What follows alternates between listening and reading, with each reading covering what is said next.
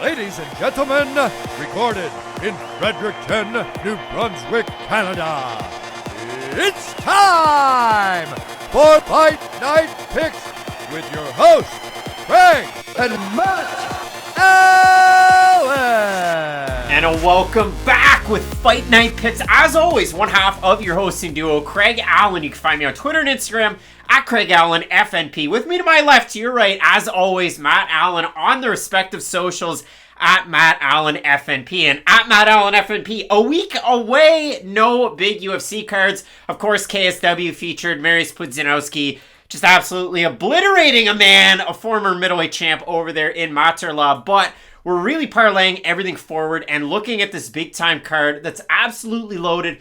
14 fights on deck, 5 debuts, 4 ranked fighters, and a big-time heavyweight tilt at the top between Alexander Volkov and Jairzinho Rozenstruik. Matt, I know this is one of those cards that some fights might go under the radar, but there's something here for every single MMA fan this weekend. Just like what probably would have been a fight of the night in 2015 between Felice Herrig and Karolina Kowalkiewicz, this is an interesting card because, like you said, there are a number of debuts to be made on this card, but there is also the return of some older fighters that we haven't seen in a meaningful period of time. So I do think this card has a good blend of both, and it should make for an exciting fight. It should be an exciting one, and we're going to throw it on over to, as always, at the start of the Fight Night Pick shows, the Fight of the Night screen. And listen, 14 fights, it's hard to narrow it down to just 2. So let us know down below in that comment section who you have in your possible Fight of the Night, and we'll throw it on over to that Fight of the Night screen. Let us know down below in the comment section who you've got.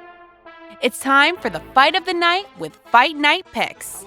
Dan Ige has gone through a couple of different nicknames at this point, and 50K is the one that he's hoping to stick with, and he's hoping to stick Movsar Evloev with one of those Gavin Tucker shots that he was able to land. He looked amazing in that fight, and for Ige, he's had some main event slots in the past. He gets a big-time opportunity, but this feels like less of an opportunity for Ige, where he gets to stick around in the upper conversation of the featherweight division, but more of a springboard for Movsar Evloev. And we threw this one out there to the YouTube community tab. We'll be talking about that and your votes and, of course, your comments over there once we get to that full-length prediction in this video. But this is a fight of the night. I mean, I think it's absolute fireworks. And it's going to prove a lot about Movsar Evloev because he's looked so good against some guys who are definitely not on Dan Ige's level. And the great thing about Ige is that, okay, he might not be seen as the elite of the elite in this division, but we know how well he stacks up against the elite in this division. So let's say Movsar is able to look really good against Dan Ige. Like, Ige's gone to a decision with guys like Calvin Cade or Korean Zombie. Let's say Evloev is somehow able to finish him in a 3-round fight.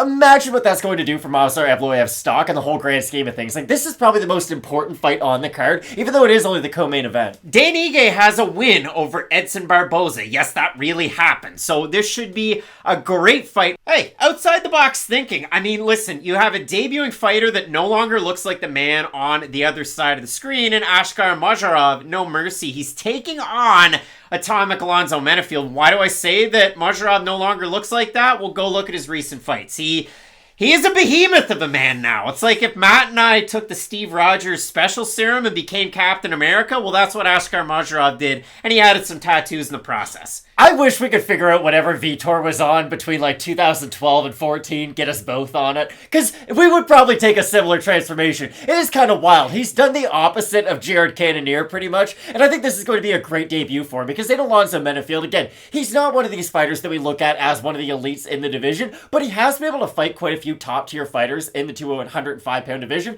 so I do think this fight is going to be a very fun one. Should be a fun one, and Alonzo Menifield, the forever prospect at 34 years of age, I think this one's going to be fun as long as it lasts, but you let us know down below, like I said, in that comment section, who you have in a possible fight of the night. 14 to choose from. Let us know down there. Big time show coming up. So we started off the hop, and of course, if people couldn't tell already, I'm at the tail end of a cold, so I'm going to sound fun for this show. I mean, really, I could hit some of those high notes. I could sound like Lane Staley with Alice in Chains. Would. But we have a big time card coming up. I mean, Matt, we talked about it. 4 ranked fighters, the 2 fighters in the main event, the 2 fighters in the co-main event, the debuts of Korean, and it's the most aggressive nickname you've ever heard, Killer Silva. She's going to be taking on Poliana Botelho. You've got Askar Mozharov, who's going to be taking on the aforementioned Alonzo Menifield. We also have Rinat Fakhretdinov. He's going to be taking on Andreas Michailidis at 170 pounds, so that is an oddball fight in and of itself. You also have Lucas Almeida, the former Jungle Fights champ, at 155 pounds, dropping down to take on Mike Trizano, former Ultimate Fighter winner, that one at featherweight.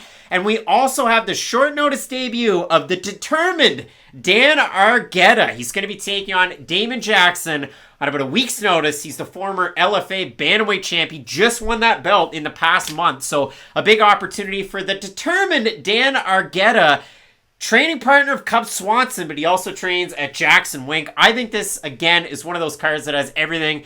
And if people weren't already excited about it, Karolina Kowalkiewicz' last win was over Felice Herrig. They're rematching that fight. Matt, how could you not be popping popcorn in hand, like standing off of your couch getting excited about that one? In a fight that you haven't even mentioned yet, Jeff Molina Zhalgas Zhumagulov is buried on the prelims, and I don't really know why. Because Jeff Molina hasn't gotten the Sean O'Malley promotional push, but I do feel like he's one of these fighters who isn't ranked, but he's known much more than just your average unranked fighter. He speaks very well, he has a very fun fighting style, and if he's able to beat Zhumagulov, who, like, he's been in there with some really good fighters himself. So if Jeff Molina is able to get a really big win this weekend, I do expect him to get a much bigger push from the organization. The people will point to the names that are on Zhumagulov's resume, and I'll do that too, so you're not going to want to miss that. And the rest of the previews and predictions here, make sure you toss a sub and a like for the boys as we move forward, because this is a big time card. And of course, 2 hours before the prelims with question mark kicks. So keep locked in with Fight Night Picks, and as we always say, let's get into it.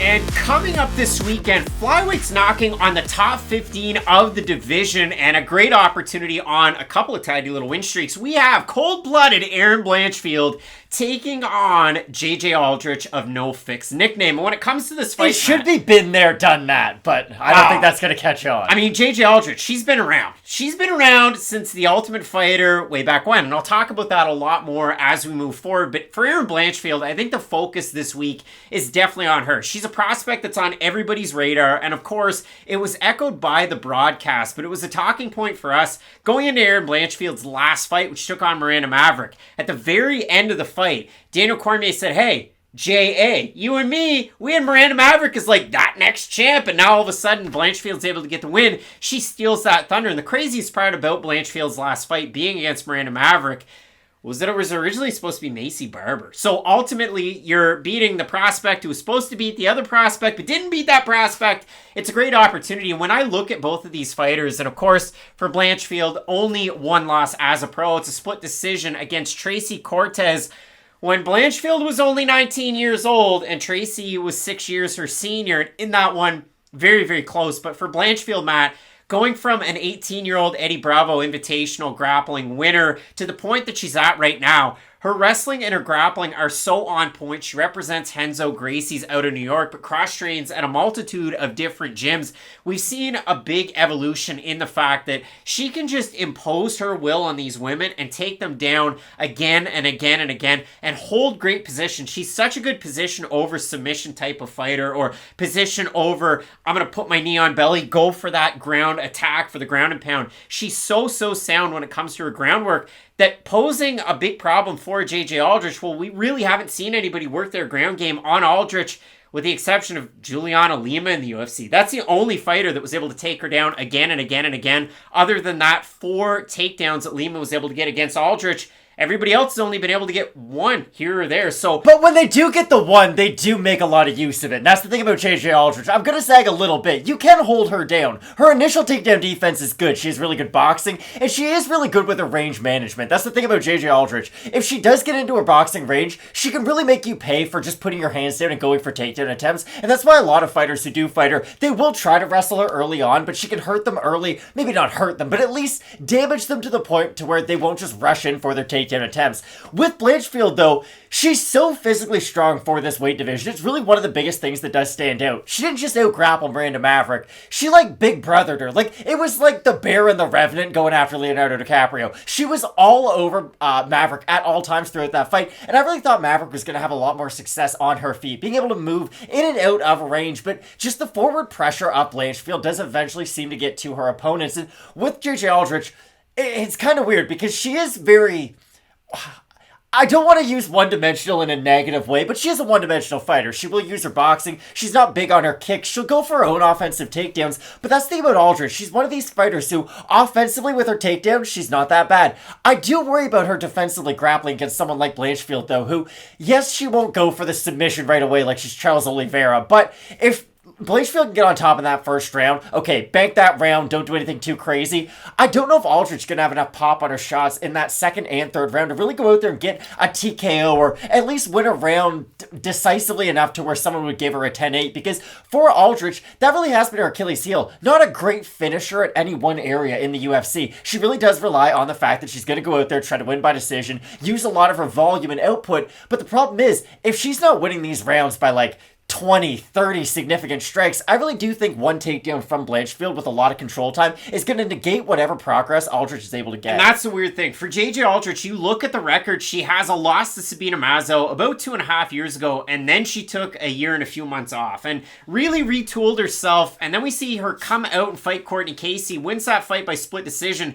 MMA decisions, 15-1 in terms of scoring for Casey in that fight. The 29-28s had it, but she has been able to parlay that into a nice little run. She beats Vanessa Demopoulos. She beats Jillian Robertson. 6 judges' scorecards of 30-27 split between those fights, and really it's been the JJ Aldrich show out of those two showings. Now, we talk about it a lot on the channel. Her boxing is her strongest suit, but it's kind of odd. She's a third-degree black belt in Taekwondo, and she never throws kicks. At all. And it's not even like she moves like someone who does Taekwondo, because there are some fighters who, like Wonderboy, for instance, is kind of boxing heavy at this stage. He throws a lot of punches, but at least he has the movement with his feet of someone who does have that background. But I think that is a good point. Aldrich is very stationary with her advancement in the cage, and I do think that's going to be a problem. Like, every time Aldrich plants her feet to throw a big shot, she's going to leave herself wide open for a takedown from Erin Blanchfield, and Blanchfield might be able to get a stoppage in this fight just because Aldrich doesn't have that one-punch power. She doesn't even really have submission ability off of her back especially. So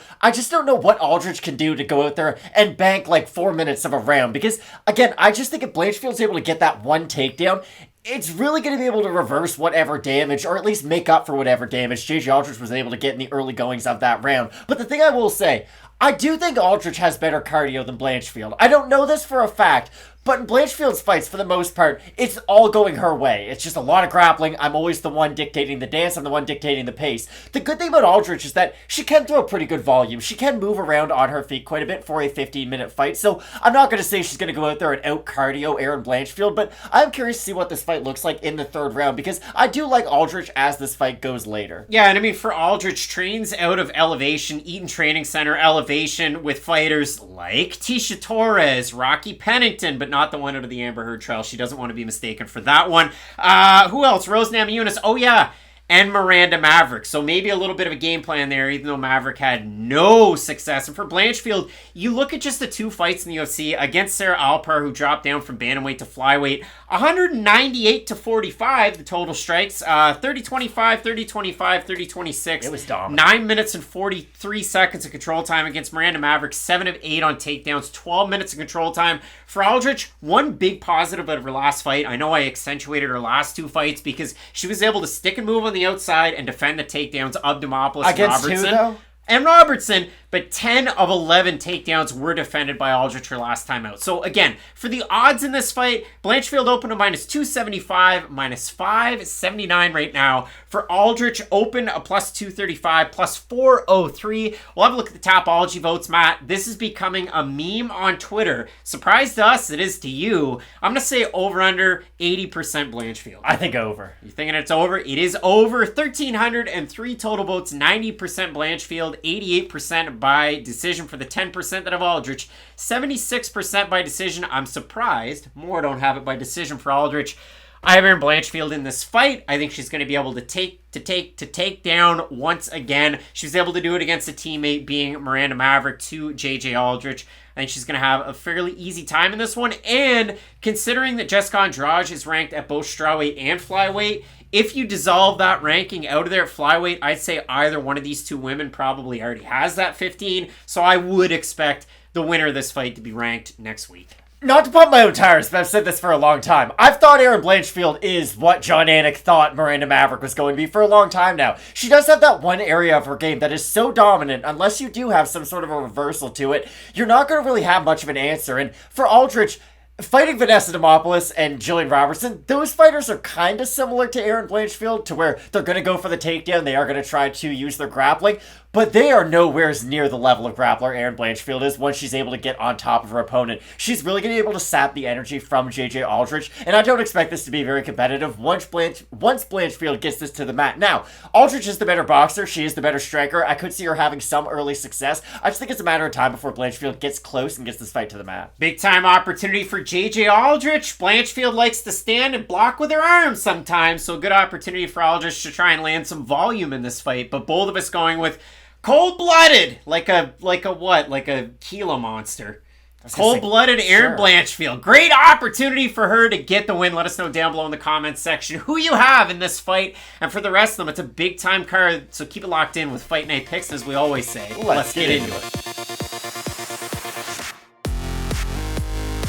So for Fight Night Picks fans, you folks are going to enjoy this, because coming up this weekend, we have Greece's Andreas Michailidis taking on, finally, the debuting Rinat Fakhretdinov. I know so many people are excited about the guy. On the right-hand side of the screen, that's not Matt Allen. It's the man with the AKA Thailand muscle shirt. I don't think we could look any different. In Fakhretdinov. But when it comes to this fight, I'm going to talk a little bit about Andreas Michailidis. So save your excitement for just a second, because for Michailidis, the promotion let him hit off a tee one time, then he went up 3-0 against like Dylan Cease, and he struck out. And then if you really focus on it, coming up this weekend, it's like, okay, well, you struck out your last time. Here's Shane McClanahan. Go try and get a hit off of him. It's not going to happen. So for you non-baseball fans, what I'm saying is, for Michailidis, his last time out, he was up 3-0. He was able to win a convincing round against Alex Pereira. He looked really good with his takedowns in that first round. Comes out in the second round, you're already up 3-0. You're going to get a fastball. And he gets a flying knee to the dome and he gets knocked out. So coming up this weekend, it's like, okay, we're going to give Andreas another shot against a really hyped prospect, like trying to hit off McClanahan. McClanahan and Cease, two of the biggest strikeout artists in the game right now. And when it comes to Rinat Fakhretdinov, the guy's 20-2, but Matt, all the chatter I see about the card coming up this weekend, no word of lies about Fakhretdinov and how excited fans are about his style.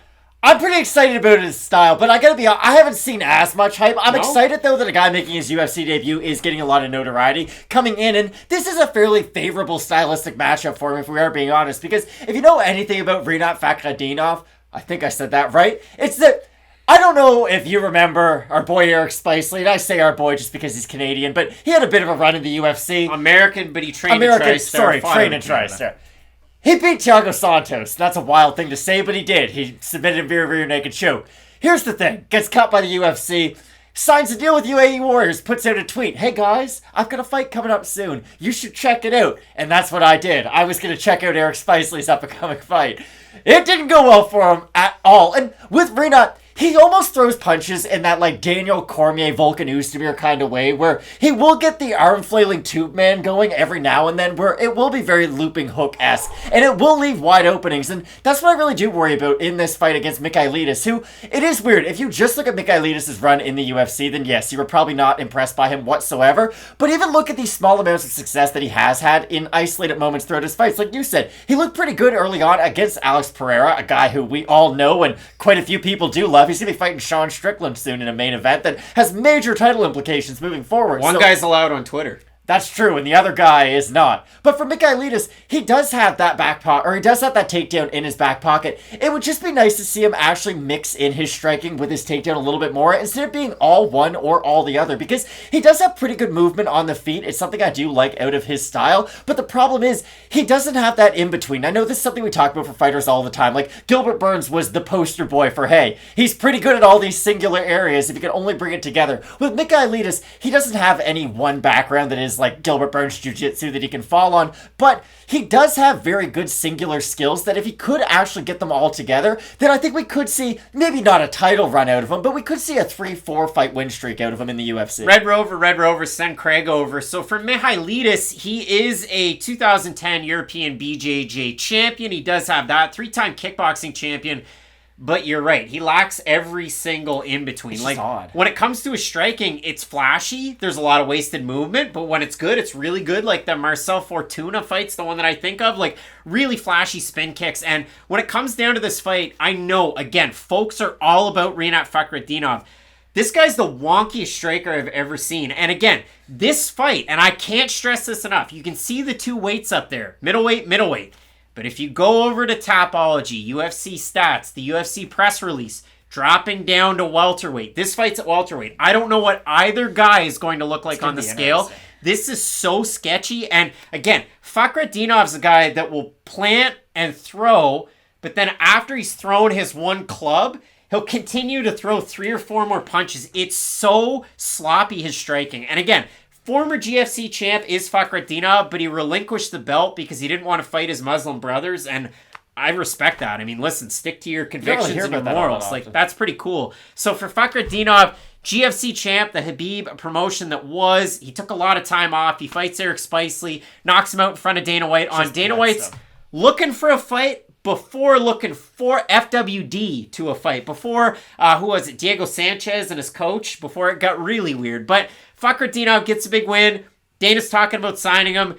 And now a year and a half later, we're here. He's fighting Andreas Michailidis. But again, UFC stats have Fakhretdinov's record is 18-1. Other sources 20-2. So it's sketchy. And also, level competition, very bad. It is very poor, but again, we do have to say something that we often say. He beat the guys in the way that you do want him to beat them for the most part. He does have a ton of stoppages on his record via submission and via knockout against, you are right, he hasn't been tested a lot, but it does have to be said, he has looked really good in those fights. It's not like he was having close fights with guys who were like 1-2 and then destroying guys who were 0-5, you know? So for Fakhretdinov, I think he does have a big X factor in this fight, and I do agree with everything you said. He is wild. He does strike in a straight line. Michailidis defends in a straight line a lot of the times. He does have good left to right movement, but when he gets blitzed, when he gets pressured, he will just go straight backwards. And sometimes it'll be, I get my back to the cage, then I'll try to shoot a takedown. Sometimes it'll be, I get my back to the cage and I try to strike.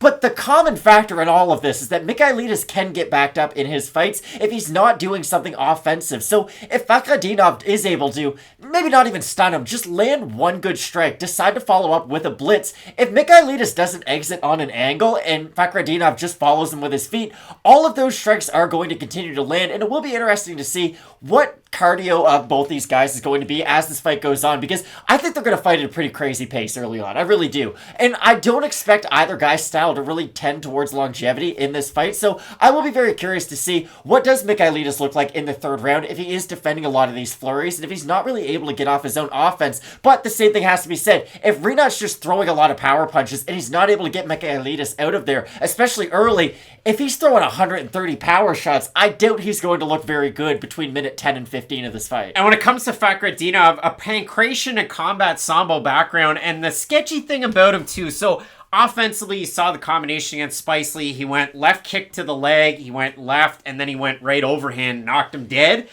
He will back up on a straight line with his hands down and his head up, looking for the left hook counter that doesn't land every time. But occasionally what he'll do is he'll time that and fake it and go for the double leg takedown, and he gets it time and again. And the other thing about him, he's kind of like Judo Dan Kelly. He comes out with the leg braces, the knee wraps. So from Fakhretdinov, look for that. Training out of big gyms. Obviously, you see it in the picture, aka Thailand's the picture that I got of him.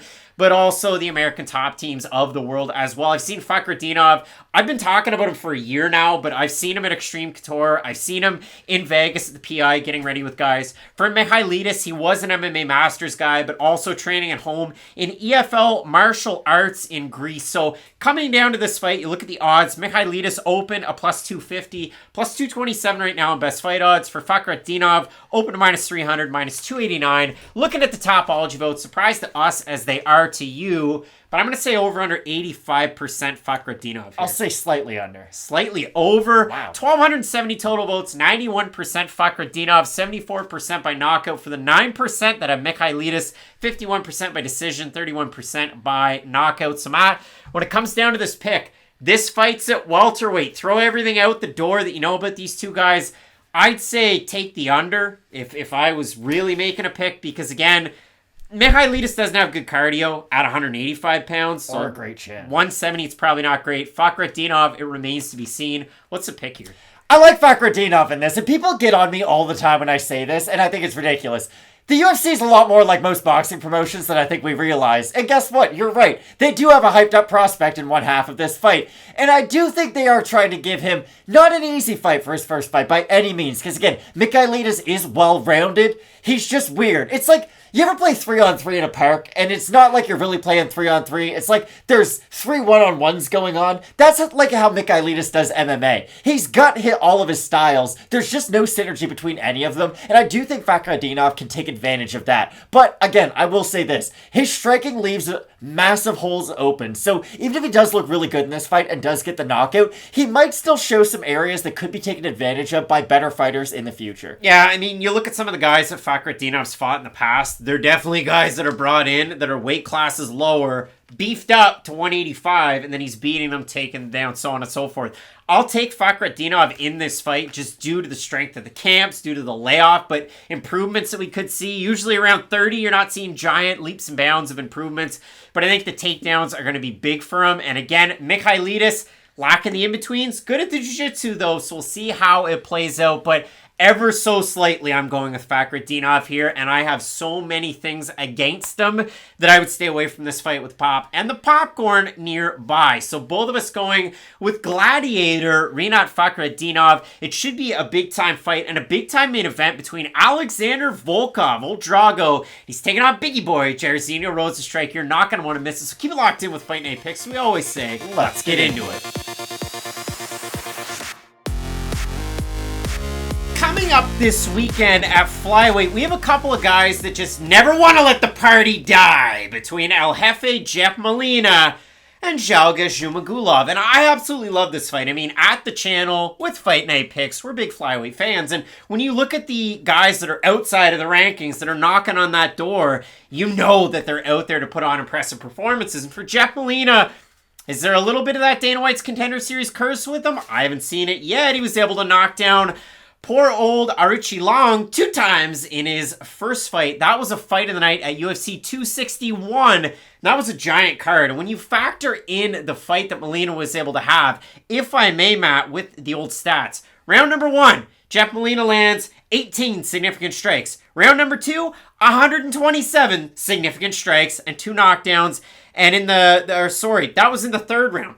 I have my numbers wrong, but in the second round, 44. So he goes from 18 to 44 to 127. Most guys unload the clip very early, especially when it comes to the fighters that we have coming up on this card this weekend. There's a lot of one-round fighters. Jeff Molina is not one of those guys, and I love that. And for Zhalgas Zhumagulov, he's one of those fighters that always is very steady, always has a good gas tank unless he's getting finished. And realistically, you can make an argument that Zhumagulov won his UFC debut against Raulian Paiva. But then when it comes to his 2 other losses to Amir Albazi, he got out Zhumagulov in that fight. And then if you look at his last time out, about 6 months ago against Manel Kopp, he got posterized by a man who weighed a little bit too much in that fight.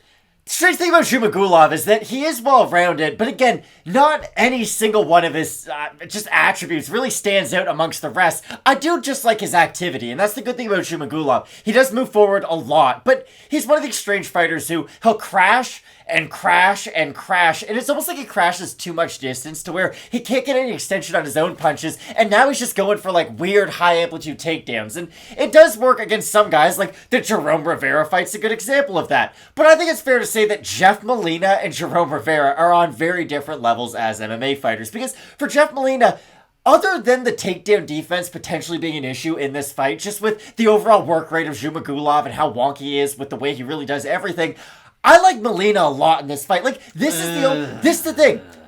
Zhalgas Zhumagulov is hittable. That is the one attribute that he carries into every single fight. He has sort of a stationary defense. It's not a defense that learns as the fight goes on. It's like the Justin Gaethje. I'm going to put my hands up. If you hit my hands, that's cool. If you don't hit my hands, you're probably going to hit my head. But with Zhumagulov, I just don't think he's going to be able to make reads as this fight goes on. And the thing about Jeff Molina, you're right. His volume does get better as the fight goes on, but I think it is slightly different than that. I put Jeff Molina in like a Forrest Griffin category, to where the fight doesn't really start until he gets hit a couple of times. I think he will sort of fight in a more reserved pace early on in this fight, but I think once Zhalgas does start to hit him a couple times, once he does go for a takedown, I think he might be able to secure the takedown for a second, but I do think Molina, not only with his youth, he's so much bigger and more explosive in this matchup too. I think he's the much faster guy. I think he's going to be the stronger guy too. So other than this just coming down to, can Zhalgas outgrind Jeff Molina? I do find myself liking a lot of Molina's singular stats a lot more than Zhalgas. I will say this for Jeff Molina. I mean, you look at some of the fights that he struggled in, you look at some of the fights that he has won, takedown defense is an issue. And I know he's a Glory MMA and fitness guy, and that gym has so-so results. We're supposed to have another Glory guy this weekend who's a good ground fighter in Derek Minner. It's either live by the sword, die by the sword. But when you look at it for Jeff Molina, even in considering Dana White's Contender Series and UFC, Jacob Silva went 2-2 on takedown attempts. Again, Molina ends up winning that fight. And Aruchi Long went 3 of 4. But not a lot of control time on the ground. Molina's able to pop right back up. Zhumagulov's a different animal. And here, for you big fans of Mr. Zhalgas, I will give you the credit that you're seeking. And I know you're going to hit the comment section with this. Who has better wins in the resume? Zhalgas Zhumagulov overwhelmingly. Tyson Nam, Tagir Ulanbekov, and Ali Bagautinov all in a row. Fight Night's Global champion at flyweight. When I was in midget AAA whip pitch, I played at Nationals, Matt. Do I talk about it here? This is so embarrassing. It has no bearing on anything. It was years ago. For Zhalgas Zhumagulov, we haven't seen that same guy in the UFC. That's my point. So when you look at the fights that he's had, I thought he beat Raulian Paiva, but that's neither here nor there. We throw it out the window. He loses the other fights against Amir Albazi, a primary grappler who out Zhumagulovs him. He beats Jerome Rivera, who was here for a good time but not a long time in the UFC, and he loses to Manel Kape. Jeff Molina is that perfect middle ground. So I have seen a lot of people talking about Zhumagulov this week. We have a look at the odds. Molina open to -200, -186 as it stands. For Zhumagulov, open to +170, +153. So a little bit coming in on Zhumagulov. We have a look at the Tapology votes. Surprise to us as they are to you, Matt. I'm going to say over under 72.5% Molina. Over. You're going to say over. It is over. 1,323 votes. 87% Molina. 68% by decision for the 13% that have Zhumagulov. About 60% by decision. So, Matt, the fans seeing this one going the way of a decision to Jeff Molina. Are you in agreement there? So in baseball, if you want to throw a ball better, you put sticky stuff on your fingers, and then it makes the ball spin a lot faster, and it gives you the result that you want. In MMA, if you want to hit somebody harder, you can plant down and just throw as hard as you can, or you can make them come towards you and meet them halfway. Jeff Molina can strike on the back foot, and Zhalgas Zhumagulov does rush forward recklessly quite a bit, and that's how I see this fight going. Could Zhalgas get takedowns in this fight? Yes, he can, but I think Molina's going to make him pay for every single entry he has. And let's say he is able to secure a takedown here or there. I don't think this control time that he'll be able to get is going to be able to negate the damage that Molina should be able to get off on the feet. Zhumagulov is sort of an odd character to where, even go back to the submission he was able to get on Jerome Rivera, that weird standing guillotine, like, that was an awkward position. So if you are in one of those weird scrambles, then maybe Zhumagulov could find a neck, but I still like Jeff Molina in this fight. Initial knockdown for Kape, and then the knockout for Kape, but it's been about 6 months for Zhumagulov, so the dome should be working, but the guy that I expected was Luke Voigt. The guy that I got was Mike Ford out of Zhumagulov. That's the last baseball reference for me. I like Jeff Molina in this fight. The guy throws the kitchen sink at you. He's not a big kicker, but when it comes down to it, slicker hands, he's much faster, and he has good pop at the end of his shots. And when it comes down to the ground game, good in top control, not the best off of bottom, but he does have a good first move back up to his feet. We shall see how Zhumagulov makes out with those chain wrestling takedowns since he's been training in the States some more. But both of us going with El Jefe Molina in this fight. Be sure to let us know down below in the comments section who you have in some big-time fights on this card. A rematch years in the making between Felice Herrig and Karolina Kowalkiewicz. In the co-main event, Dan Ige taking on Movsar Evloev. And in the main event, ooh boy, it's Volkov and Rozenstruik. Keep it locked in with Fight Night Picks, as we always say. Let's get into it. Coming up this weekend, an absolute grappler's paradise. We have Johnny Munoz. His nickname's Kid Kvenbo because that was his dad's nickname, and his dad was pretty damn good at jiu-jitsu. Gonna be taking on Tony, no nickname, Gravely. And when it comes down to this fight, I absolutely love it. From Tony, I'd say you know exactly what you're going to get because he wrestled at Appalachian State. He was a D1 college wrestler, and he parlayed that into a great career on the regional scene, champion time and time again. And then he comes into the UFC and he really makes his mark. He's had a lot of very fun fights. And I know Brett Johns isn't in the UFC anymore, but that was a fight of the night in his debut. Loses that one by rear naked choke, but it was a lot of fun. Win over Geraldo de Freitas. Win over Anthony Burchak by knockout. Poor Anthony, his second time in the UFC, did not go well. It did not. A loss to Nate Maness, his second to last time out, and then a big win over Simon Oliveira. A fight that I think really pertains a lot to this matchup against Johnny Munoz Jr. But I say for Tony Gravely, I was given a bill of goods, and I've gotten what I expected out of it, but I will say, when you go back and look at Tony Gravely's fight that he has against Anthony Burchak, where he knocks him out, he then goes into the fight against Nate Maness like, okay, yeah, I'm a premier wrestler, I hold guys down, and I tire them out, and I just beat them down. And he went, okay, I'm a boxer now, I'm going to fight Nate Maness. And it worked out great in the first round against Maness. The last 2 seconds of that fight is just like Alejandro Perez when he fought Jonathan Martinez. Overhand right, ends the round, drops Nate Maness, does Tony Gravely. And you look at Maness, trying to clear the cobs, his face is right up against the cage, his corner just picks him up, throws him in the corner, puts him back on the stool, he gets back up, still looks like he's not totally there, and then they slug it out, and Maness ends up landing a shovel uppercut, drops Gravely, and then he finishes him. And the referee let it go a little bit longer than I would have enjoyed. But for Gravely, his next time out, he fights Simon Oliveira, a guy that fought on the regional scene, fought on Contender Series, had a lot of good front chokes, and that was pretty much the story of that fight. Gravely wrestling, beating him down. Oliveira going like Anaconda, going guillotine. Gravely pulling out of it and ending up getting the win there. Taking on Kid Kvenbo in Johnny Munoz Jr. His dad runs the school that he had joined as a young boy, Sequence Jiu-Jitsu. He's a 4-time all-state high school wrestler was Gravely, but if you look at it for Munoz Jr., big-time multiple IBJJF champ in Jiu-Jitsu. So it's premier wrestling against premier Jiu-Jitsu. And for Munoz Jr., to look at him when he strikes, he doesn't look like a grappler. He looks like a karate guy maybe? He has a really weird stance, and I'm eager to see what we get out of him this weekend. And that's the fun thing about this fight, like how you set it up. I do look at this fight as a primary grappler fighting a primary grappler. But if we did get 15 minutes of these guys striking, it wouldn't be a bad fight by any means. It would still result in a fairly fun one. Because for Gravely, you're right. It's very interesting, the career of Tony Gravely, and especially his UFC run, because it just kind of makes you think, okay, anytime you ever played a sport in your own life, when you tried too hard, what happened? You'd mess up, you'd make a mistake, you'd overthink it. Kid swinging out of his shoes. Someone would swing out of their shoes, you'd miss a curveball by 9 feet. Like, you would always make yourself look worse than you want to. But when you're just flowing with it, when you're just not really thinking about it, and you're just sort of letting the motions happen, then 9 times out of 10, nothing bad's gonna happen. You're gonna look really good. For Gravely, when he doesn't overthink things, I think he does get into that state to where, hey, he can strike and mix in his wrestling at the same time. He doesn't just go in there to box and then to wrestle if things go poorly. He goes in there to have an MMA fight. And I think if he goes in there with that kind of a mindset against Johnny Munoz Jr., he could have a ton of success. But this is the other thing about Gravely that I don't love in all of his fights, and I think you'll appreciate this.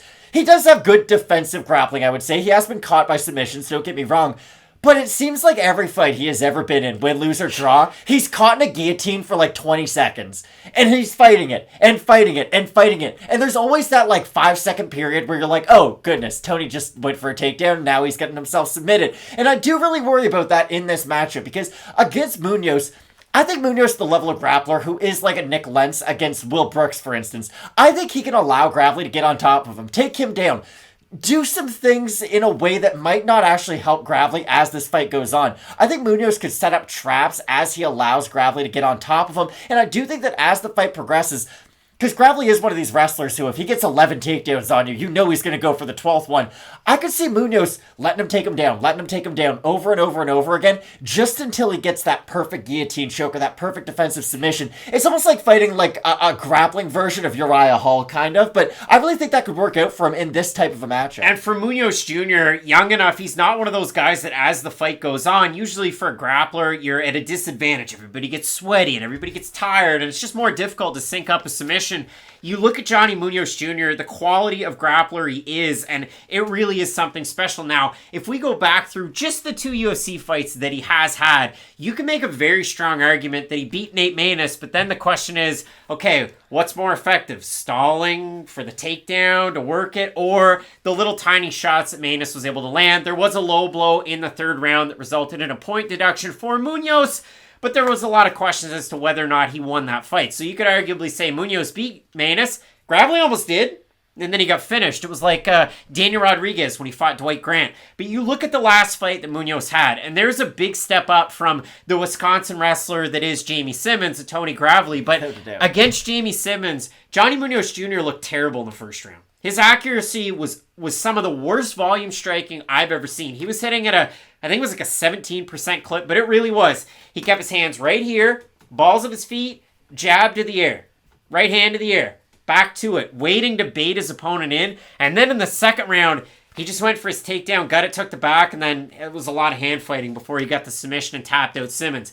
Johnny Munoz Jr. is that nth degree grappler, whereas Tony Gravely is that wrestler in this division, like a Cody Stamann, like these other guys at 135, Dan Argueta that you're going to see later on in this card. Very, very similar fighters. So I look at the odds here. Gravely open to -150 favorite, -142 right now. Johnny Munoz Jr. open to +130, +116. So odds shifting in favor of Kid Kvenbo. We have a look at the Tapology votes. Surprised to us as they are to you.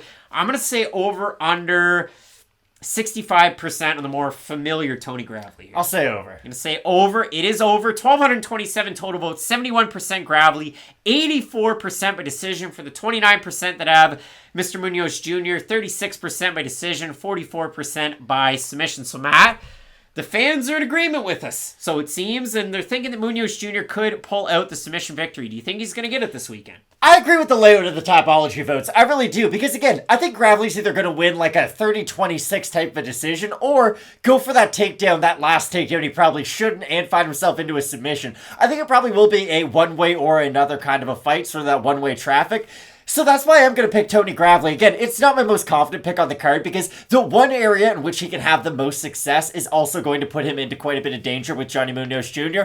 But I do think Gravely on the feet can damage Munoz to where I'm not sure if Munoz can put together enough shots to really hurt Gravely on the feet. It could happen. I've been wrong before. I'm sure I'm going to be wrong again. But if Gravely, let's say he does duck for a takedown, come over with an overhand right, that's a genuinely damaging strike that could change the whole outlook of this fight. So that's why I like Gravely in this matchup. Yeah, it's kind of funny. I mean, Gravely with so much experience, 29 pro fights to the 12 of Munoz Jr. The only loss on Munoz Jr.'s record, you could argue he won it, but when it comes down to even just that singular fight that he lost, if he took on a guy like Tony Gravely, there's no way that fight would have taken place or gone the way that that one did. For Gravely, he can pretty well dictate the pace of this fight on the feet. He can dictate it with his wrestling, but then once he gets into that, we start to get into a gray area where Munoz's overall jiu-jitsu game could take over. So I like those parts of Gravely's game. I will pick him to win this fight, but like you said, this is one of the tougher ones on the cards. Both of us going with the man representing American Top Team in Tony Gravely of no nickname. But you let us know down below in the comment section, because this is one of the fights that I'm most excited about coming up this weekend. We get some big ones on this card. Ige taking on Evloev in the co-main event. Rozenstruik challenging Mr. Alexander Volkov in that main event. Keep it locked in with Fight Night Picks, and as we always say, let's get into it. Coming up this weekend, Vyacheslav Kiselev is probably holed up in a cave somewhere watching this fight with great interest as we have the God of War, Benoit Saint-Denis, representing France. He's taking on Germany's Green Mask, Niklas Stolze. A couple of guys that I absolutely love to watch fight. And listen, this is an absolute clash of styles. I mean, for Benoit Saint-Denis, you saw it in his last fight. He has limited capability striking-wise. However, the judges gave him a round. They give him a round. Some of them did. He also lost 2 of them in, like, some of the most one-sided ways we've ever seen. And the name that I brought up to start this video off, Vyacheslav Kiselev, he was the referee in that fight, and he let that fight go on for way too long. So for Saint-Denis, he took on godly amounts of punishment against Eliseu Zaleski dos Santos in his debut. That fight was almost 7 months ago. I thought it was longer ago than that. Time for the brain to recover and heal. And if you look at it for Niklas Stolze, his last time out was about 10 months ago when he got knocked out by Jared Gooden. Not Jared Gordon, Jared Gooden. And he got flatlined by old Jared. And listen, it was kind of one of those odd fights at 170 pounds. It meant a lot for both guys because it was to stick around in the division. Stolze gets another fight. Gooden got another one that he lost, and then he's out of the promotion. So it's funny how those things play out. But for Niklas Stolze, it's really interesting. He's had 2 fights in the UFC. He fights Ramazan Ameev in his debut, and he gets taken down until the 3rd round when Ramazan becomes a kickboxer, like all of his fights, and Niklas looked pretty good in that opportunity. So what you know is that, Niklas, he is a very, very good kickboxer. He went and had a lot of kickboxing fights before he became an MMA fighter. But he has good cardio and good staying power in his fights. But of course, last time out he gets knocked out. But for Benoit Saint-Denis, a lot of the conversation this week, I'm sure, is going to be around his fight against Eliseu Zaleski dos Santos. But this is a guy that over with Brave Siep before he came into the UFC, he was the premier super lightweight at 165 pounds. And even then, looked kind of stocky and bigger for that. This fight, according to Tapology, UFC stats, and the UFC press release, is at lightweight. So unless something changes, this one's at lightweight. So Matt, I expect Benoit Saint-Denis probably going to look pretty good at 155. I expect Niklas Stolze is going to come in with one arm or one leg because I don't know how he's going to make the weight class. He is a much bigger fighter, and that will be interesting because Saint-Denis did struggle with the size of Eliseu in that fight too because he would go for a takedown attempt. He'd get the entry, get in on the hips, and Zaleski would just like chuck him off immediately because he was a lot bigger and quite a bit stronger in that fight. So I'm curious to see if Stolze can have that similar kind of success if Saint-Denis is able to get on the inside of his range, because for Stolze, he's one of these strange strikers who, at the distance of his strikes, he's great. But he doesn't have that Goldilocks zone on the inside. He's not like a Brian Ortega. And I'm always going to bring up Brian Ortega because he's by far the best example I can think of in MMA for this. I have long arms. I'm a really good boxer. Guys are going to try to get close to me to get on the inside of my reach, so I can't hit them. Well, I have an elbow right here that's half the distance, and I can hit really hard with those. If Stolze had an elbow that he could throw in the clinch, like, it would completely change the dynamic of his game, because a lot of people go in there fighting him thinking, hey, I'm going to eat 1 or 2 strikes on my way in, but the second I get inside of his kicking range, it makes the fight quite a bit easier, and for Saint-Denis, it will be interesting. I'm curious to see what his mindset is coming into this fight. I know this is more of a boxing thing than it is an MMA thing, but when you take a beating like he took in his last fight, you don't want to do it again. Remember Victor Ortiz? He was a really big deal. Oh, yeah. My favorite boxer of all time is Marcos Maidana. I think he's awesome. He only had crazy fights. He fought Victor Ortiz, and they dropped each other both like 5 times. It was a wild fight. But Maidana, in the middle round, starts beating the brakes off him, and Ortiz just decides, like, hey, I'm done. Like, I don't want to take beatings like this anymore. It really sucks. I don't like it. I'm not saying Saint-Denis is immediately going to become a fighter like that, but you always do have to question, how is a fighter going to come back off a beating like that? And yes, it has been, almost 7 months now, over 6 months, so hopefully he has been able to give his body time to heal, but that was a life-changing amount of damage, and it's hard to get that out of my mind if I'm being honest, just because it was one of those fights, like you said, it should have been stopped multiple times before it ever got to the end of the 3rd round, and he ate fight ender after fight ender. It wasn't just like he got hurt by a jab and he was on wobbly legs. Like, Eliseo's throwing 7 punch combos and landing 5 or 6 of those strikes. So for Saint-Denis, I am really curious to see what version of him we do get in this fight, because if he does have an aggressive mindset to get on the inside, I think he'll have a lot of success, and I do like his lower center of gravity to maybe secure some of those takedowns.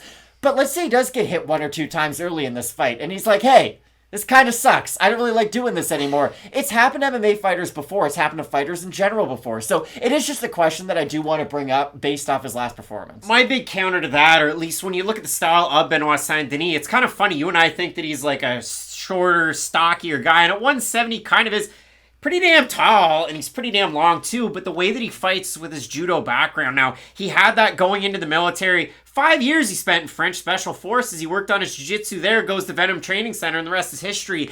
Becomes a pro in 2019.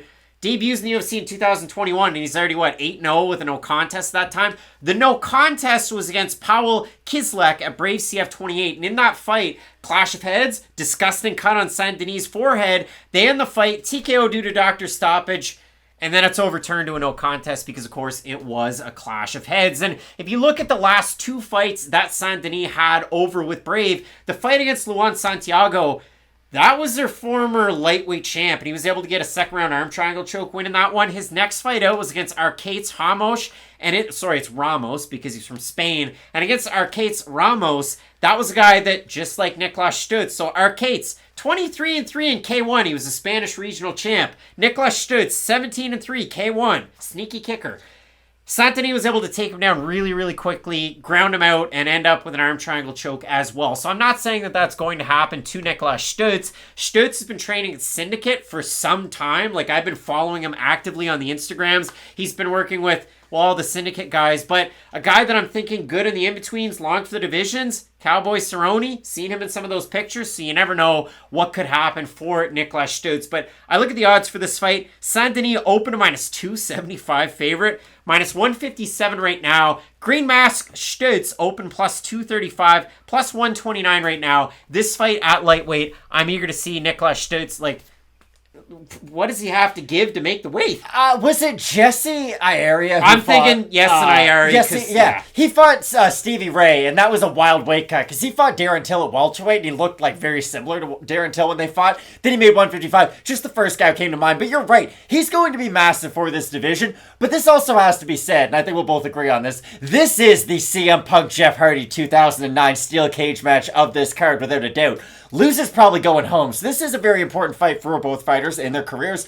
But the whole reason I bring up sort of the mentality behind Benoit Saint-Denis is because I think he's going to win this fight if it does not come down to him maybe having a similar experience to the Eliseo fight. I like his grappling quite a bit in this matchup, and I think he's going to be the faster fighter at getting into his entries on the inside.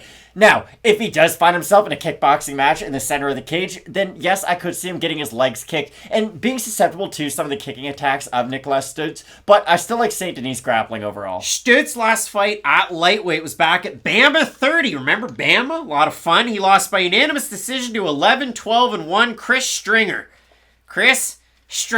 I have been on Saint-Denis just based on the groundwork. I know for Stutz in the camp with the investments, he's got now 2-0 outside of the UFC in 2022. Sasha Palatnikov there to train with, but also Arman Zarrukh. So we'll see how the takedown defense stands up. But Saint-Denis is one of those grapplers that, yes, he has judo, yes, he has jiu-jitsu in his back pocket. He is a bodyweight takedown, all my force and might into my double leg to get guys down. So we'll see how the gas tank plays out for either guy. We'll see who's the weight bully. Will it be Khabib grappling with Luke Rockhold all over my Reddit? Maybe, but I do have France's God of War, Benoit Saint-Denis, to get the win, his first in the UFC. Matt, you're in agreement here? I agree. Both of us in agreement. You let us know down below in the comments section who you have in this fight and many more to come, because there's 14 on this card. So keep it locked in with Fight Night Picks. We always say, let's get into it.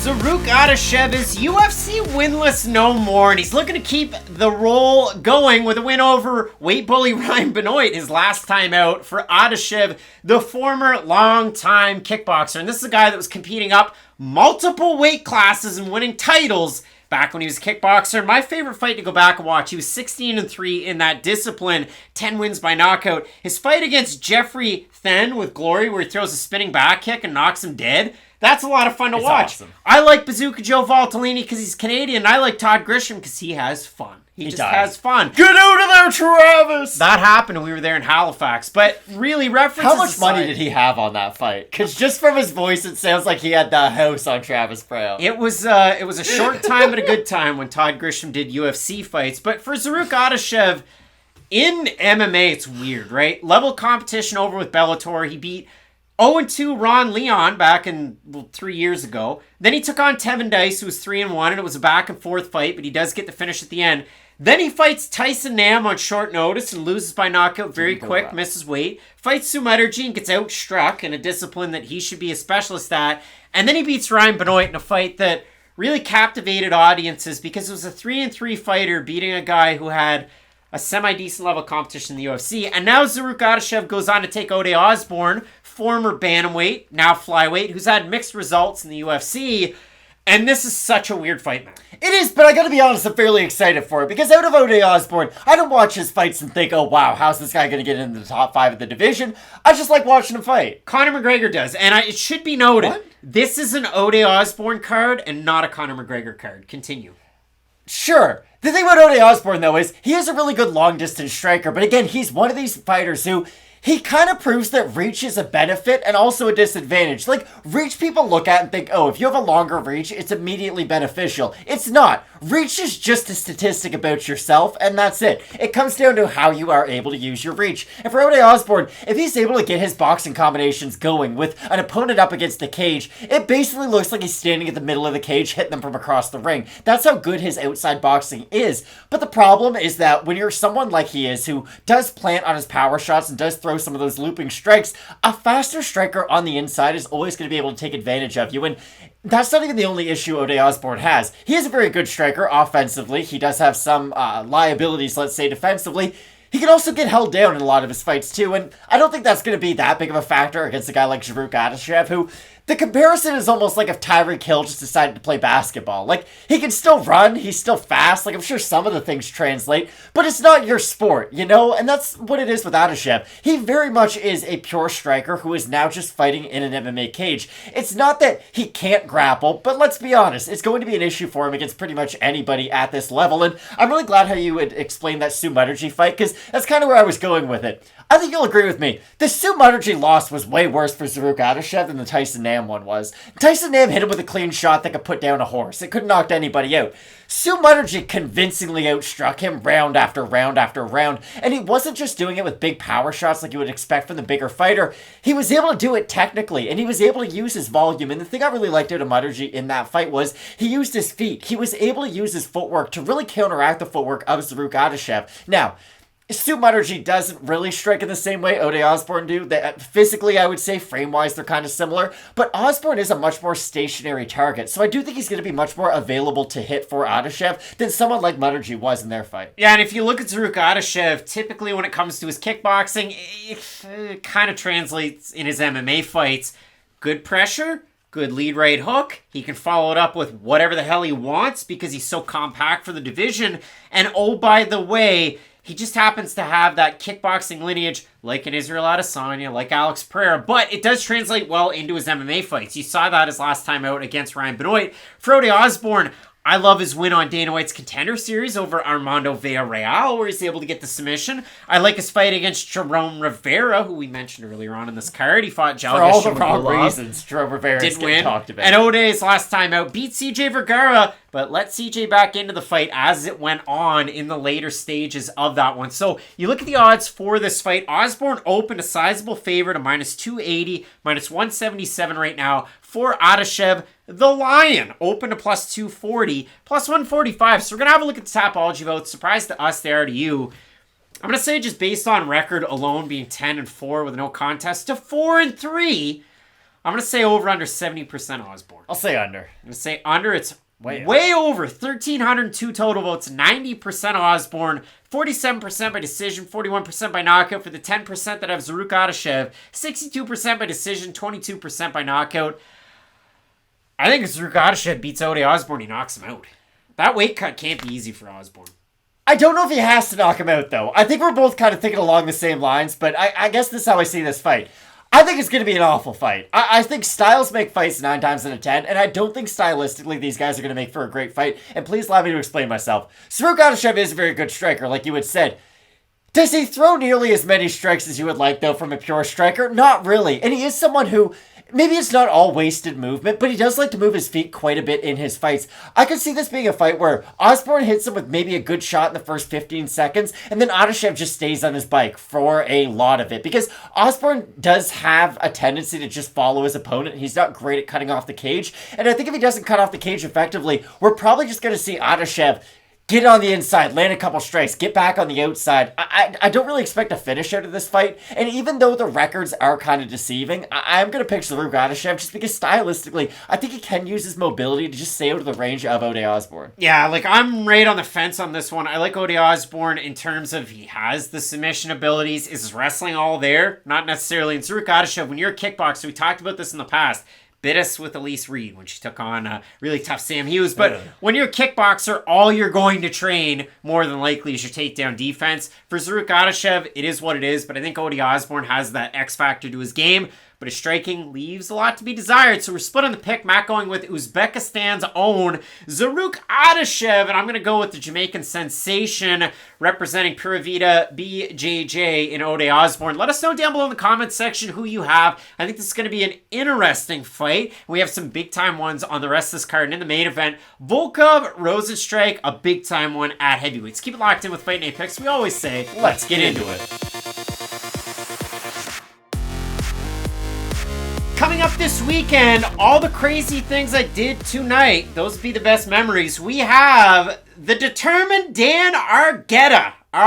He's taking on Damon Jackson, the Leech, on incredibly short notice, replacing Derek Minner. Everybody likes Derek Minner. And realistically, for the former, and I should say current, but he's going to have to vacate the belt, the LFA Bantamweight champ, Dan Argueta. It really is an interesting one. I mean, listen, he looks like if Aaron Jeffrey was evolved, I guess Dan Argueta, if you really kind of grabbed him and made him bigger, he's Aaron Jeffrey, Bellator's own. Or you can consider Dan Argueta in the way that he fights, because he did shave that lovely mop of hair for his LFA return. Because for Argueta, he looked like that with the hair when he went on The Ultimate Fighter, the latest season.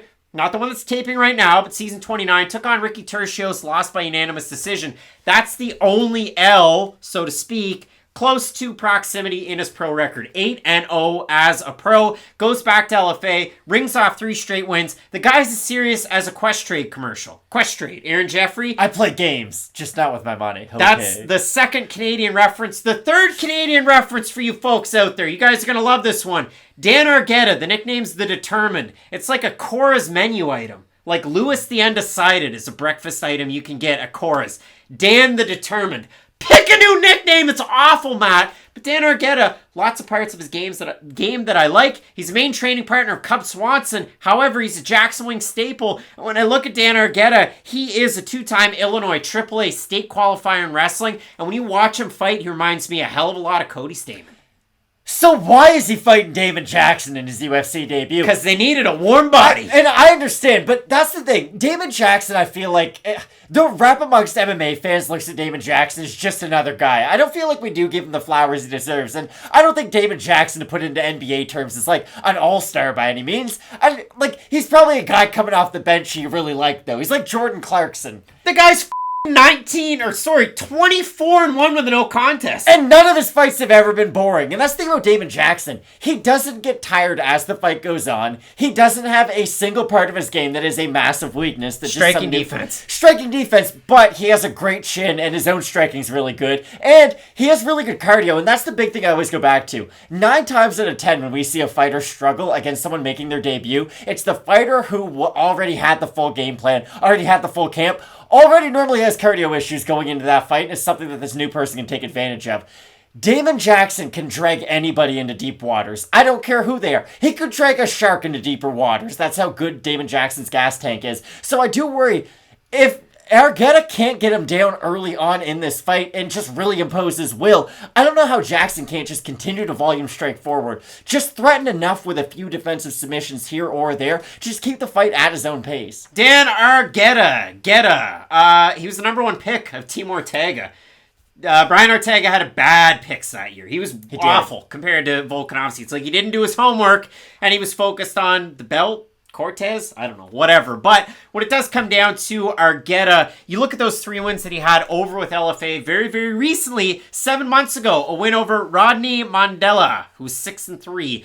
Then he beats Myron Santos. And in that fight, his opponent was very, very young. He gets a win in that one. Then he takes on Diego Silva for the belt, wins by split decision.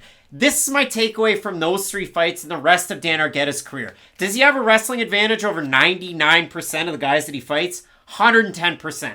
Power wrestler. I made the Cody Stamann reference because Alex Munoz, perhaps? Stamann pops in and out of the pocket, and he's not super hittable. He's become more hittable as his career's gone on. But in and out of the pocket, Argueta's very fast, but he can wrestle, and he can chain it together and hold guys down, really impose his will. But when I look at his last fight against Mr. Silva, I had Silva round 1, and I had Silva round 2, and in a 3-round fight, that's all that matters. And for Argueta, he is a developing striker. I think that California connection away from Jackson Wink is good for him, but he has got to be one of the most hittable prospects I've ever seen. He just stands there and eats shots. And you heard the commentary team with LFA in his last fight in the second round go, well, it was Alan Joban, to be specific. He's got to bring his hands up. He's got to move his head. He's got to stop eating these shots and walking into them. And it's very troubling to see that. Then going up a weight class on a week's notice against Damon Jackson. Is Damon Jackson the best fight you've ever seen? Not necessarily. 24-1 with a no contest. Obviously, the no contest, he got beat, but it was overturned. And one of his knockout losses, one of the most disgusting or coolest knockouts you've ever seen against eventual PFL champ Mavlid Haibulev. But for Jackson, I get it. The one loss in the UFC in the return, said 2 stints, is to Ilia Topuria, who's disgusting in the short range when it comes to his wrestling. But the wins, Mirsad Bektic, that was a comeback, but a good submission win. The win over Charles Rosa, where he's leaking blood in the 3rd round and they let it go. And then his win over Cam Wallachurk.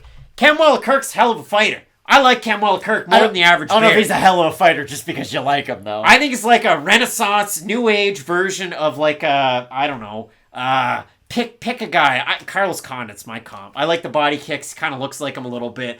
But Damon Jackson is a finisher to the nth degree, especially when it comes to taking the fight to the ground. And he's good off his back. And he's a lot bigger than Dan Argueta.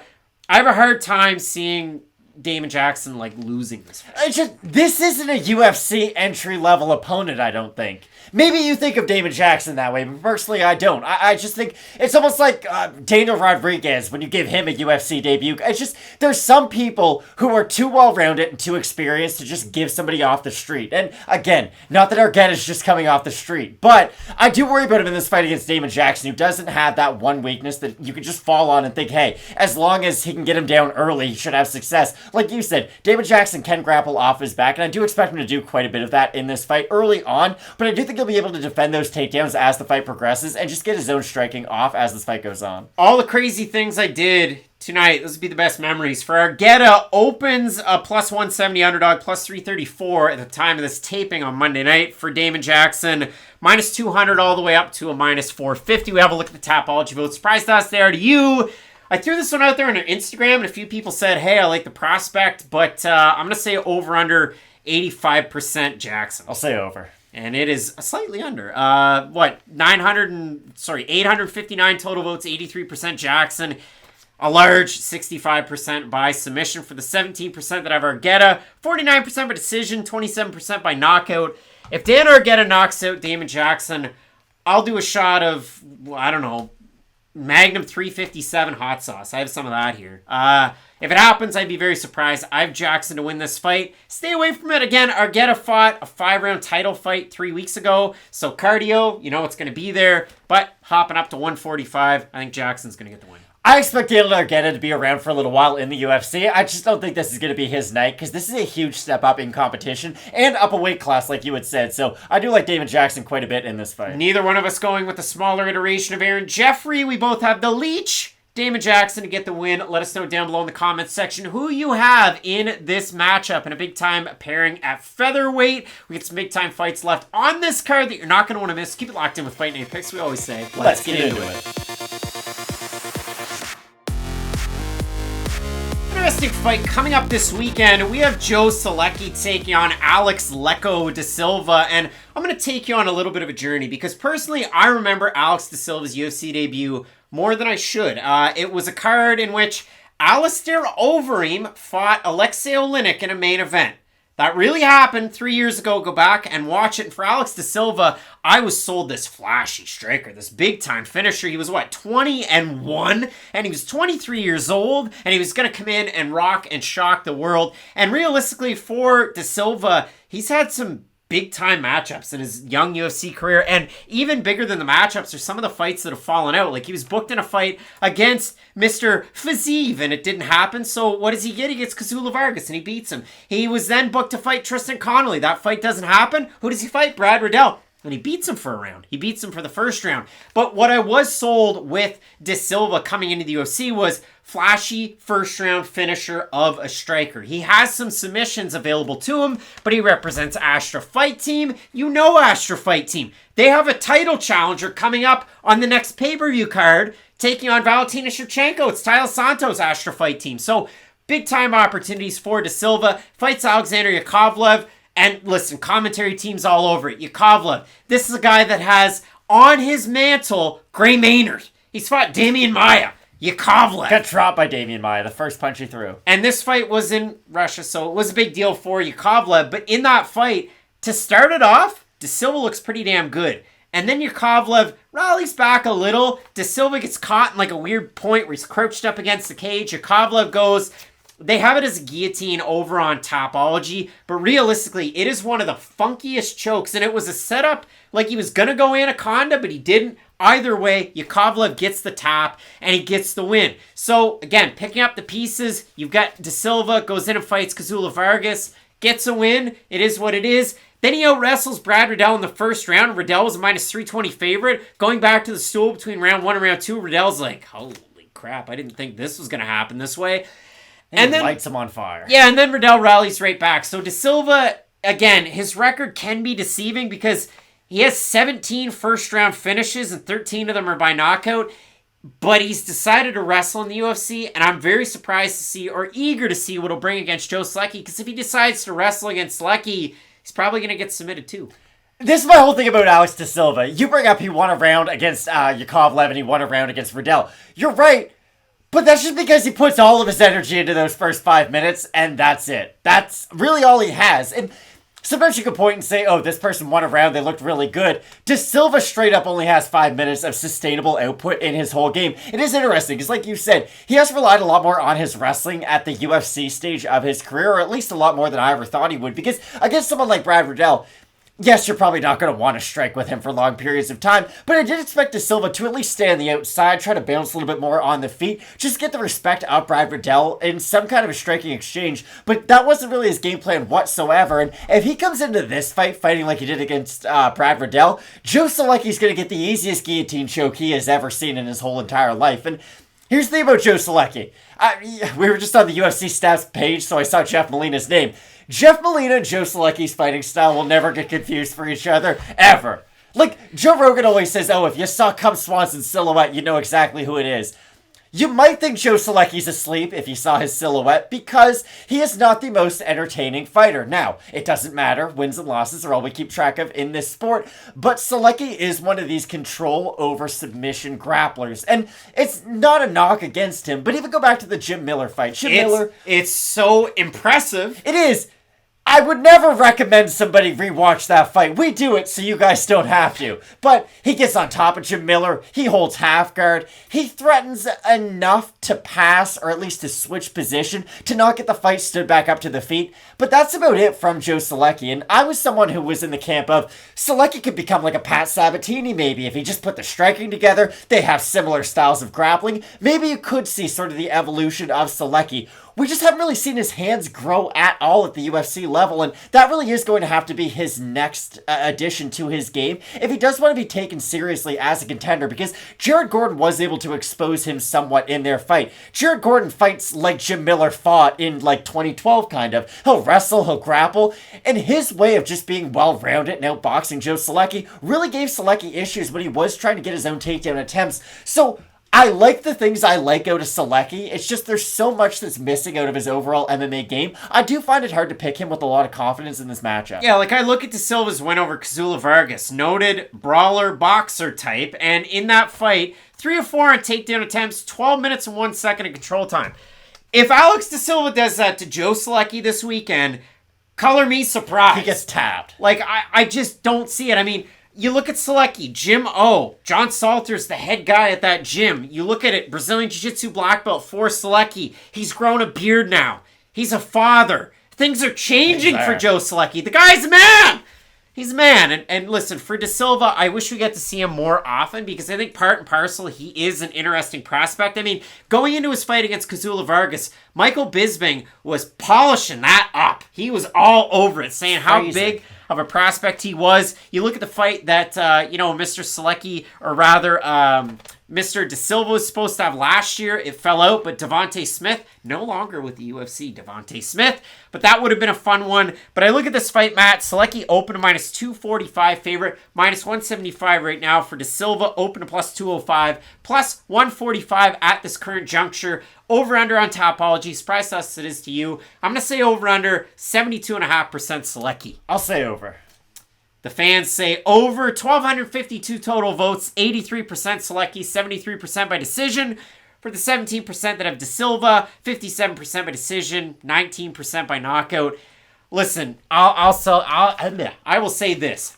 Alex De Silva is a better striker than Joe Solecki. We know this. And in the first round, could you catch Joe Solecki taking pictures? Without a doubt. Smelling the flowers? Yeah, he could. So that is a definite possibility. I like the evolution of a grappler that Alex De Silva, the added components to his game. That's something that could take you far, but not against Joe Solecki. So I have Solecki in this fight. I have Solecki in this fight too, but we need to see a new part of his game if he does want to get out of sort of this. I don't think we ever will. I don't think, okay, but he's still young, and that's why I posed the question, whether you think he can or not. We've seen crazier things than someone at the age of 28 add a striking component to their game. Charles Oliveira went from not really knowing what he's doing on the feet to dropping Justin Gaethje and choking him out. So anything can happen in MMA. It's just that needs to be the next evolution in Solecki's game, because right now, he's almost like the male version of like an Erin Blanchfield, if you will. He needs the takedown. He needs the top control, because there really is no plan B yet in his career. I still think the plan A will be good enough for all the reasons you had laid out as well. So I do like Joe Solecki, but this should be an interesting fight. Blanchfield's got the left head kick. Joe Solecki's got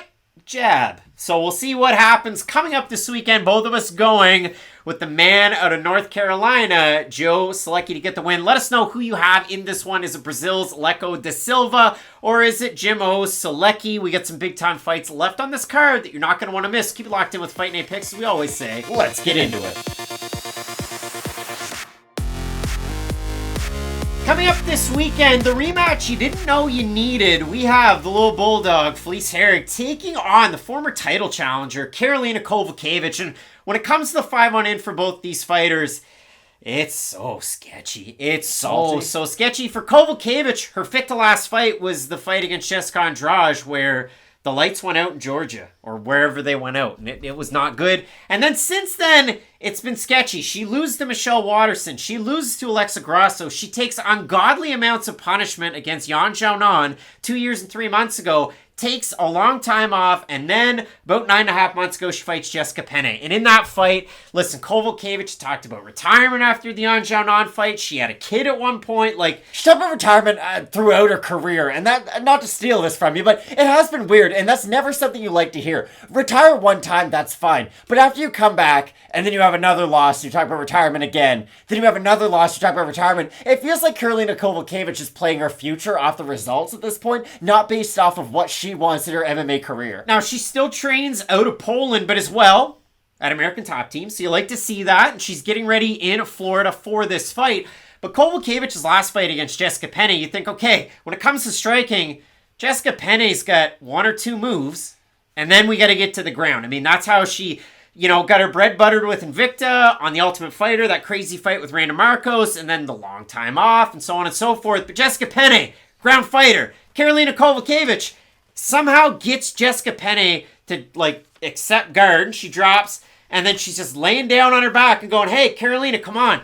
And Karolina goes, fight IQ, I don't need that. I'm going into Penne's guard. And they kind of wrestle around, but ultimately, Penne's just threatening armbar after armbar, and then finally she gets the armbar win over Kowalkiewicz. And it was like, well, I know Karolina is a kickboxer. I know exactly what I like to see when she's on. And you could see flashes of that at the start of the Penne fight. She's moving great side to side. She still has speed. She's popping her shots out there, but not really landing much. But then when it comes to that ground opponent, it's just so odd to see such a former high-level fighter make such a mistake that you wouldn't expect it of her. There's no aggression in Karolina Kowalkiewicz anymore. Like, that was her calling card when she first got her title shot against Joanna. It was, hey, she moves forward. She doesn't stop. It's a lot of clinch. It's a lot of forward pressure. It was like kind of the Hall of Fame version of a smaller Joanne Calderwood, if you will.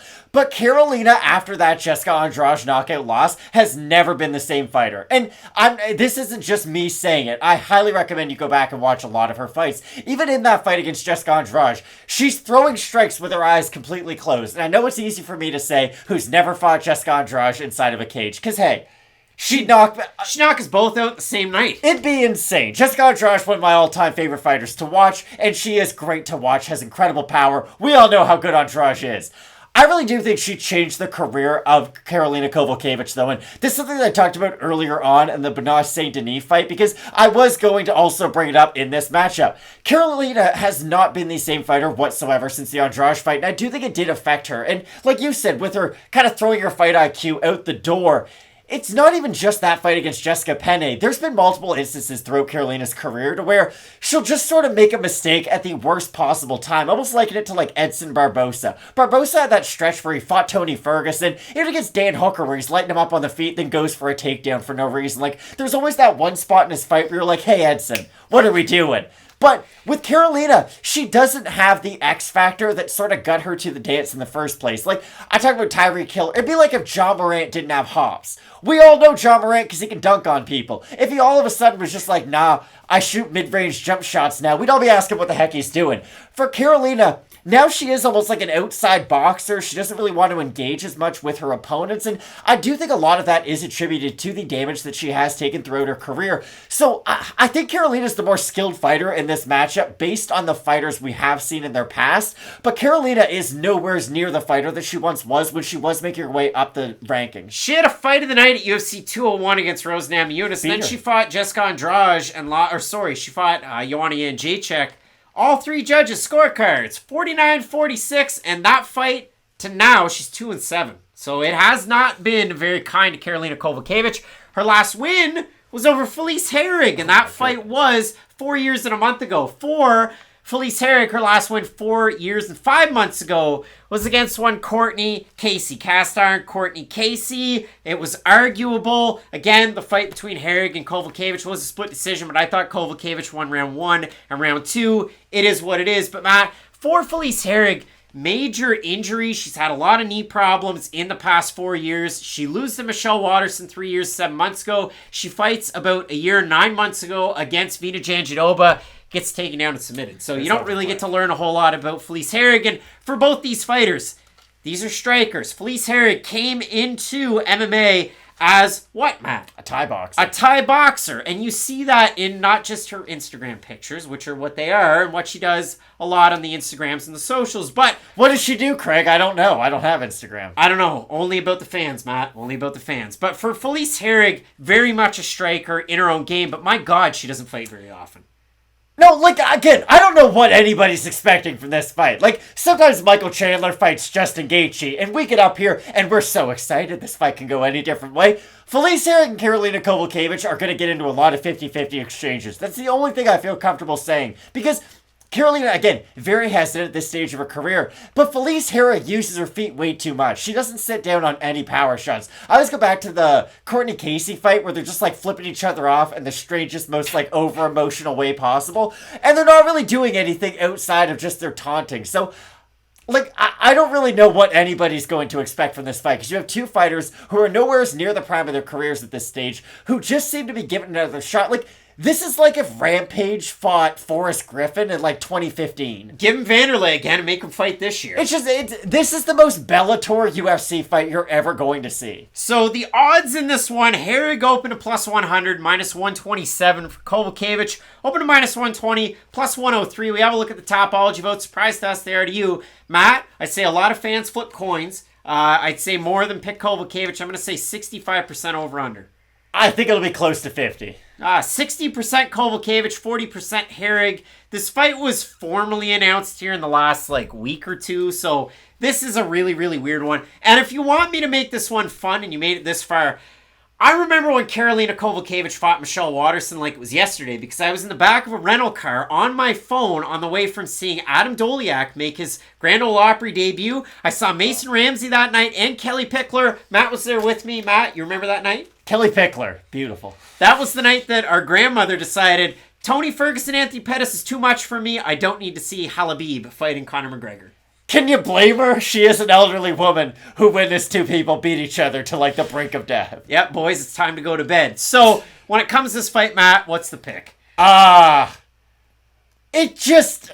there's no winners in this, Craig. This is one of these picks where we're going to look dumb no matter what. I'm taking Felice Herrig. I'm probably going to also take Felice Herrig because, again, she resembles the fighter that she once was a little bit more closely than Karolina Kowalkiewicz. And I agree with you. I thought Kowalkiewicz won their first fight quite comfortably, if I'm being quite honest. It was a fun back and forth fight, but Kowalkiewicz had a lot of success with her tie elbows on the inside. I do expect her to have some success with those again. I still think she's going to be comfortable at that range to keep on going back to the well over and over and over again. So I guess I'll agree with you. I've got Felice Herrig. Both of us going...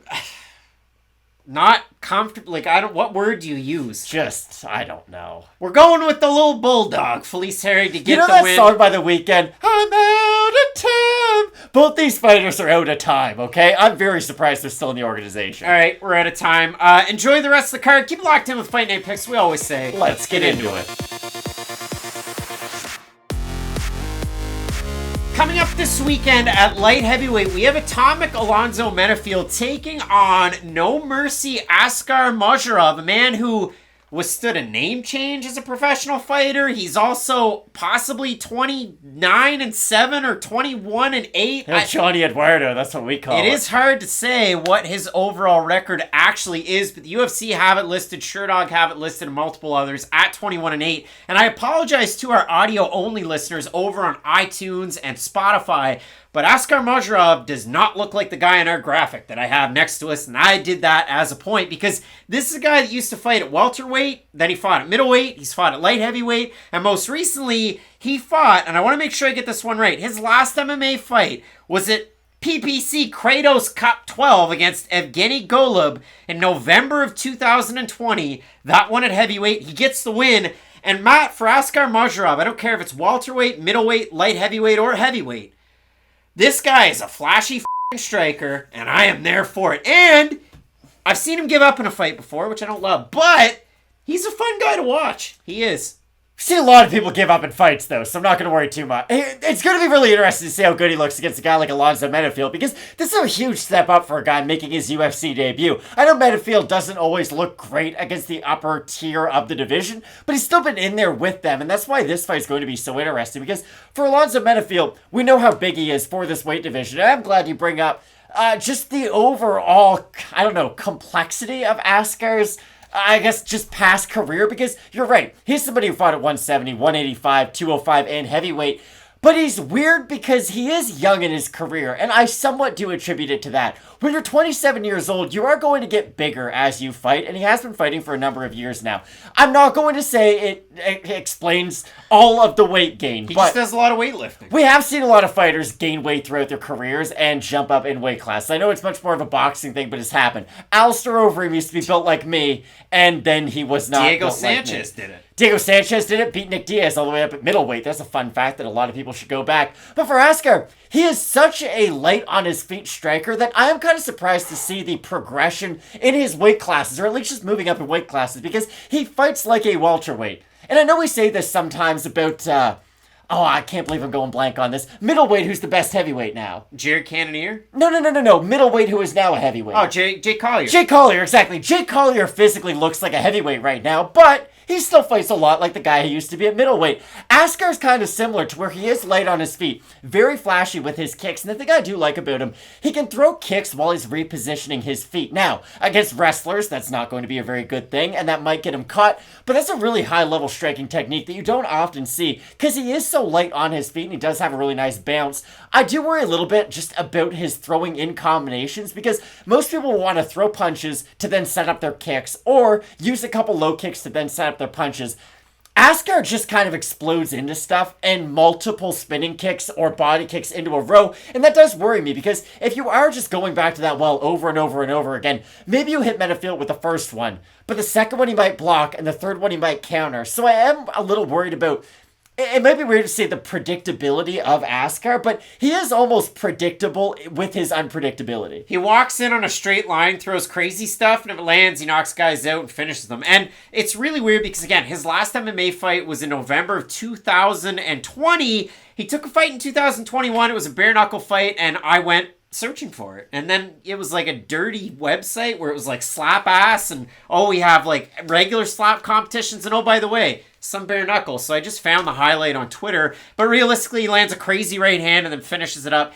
8-second knockout over Victor Jones, who, and I want to make sure I get this one right for the folks at home, Victor Jones' MMA record, 5-16. Those are the quality of people that go into bare knuckle boxing. Sorry to the bare knuckle fans. But if you do look at it, Askar was a day's notice replacement fighter. He was supposed to come in and fight Jordan Young with PFL, replacing Vinny Magalhaes.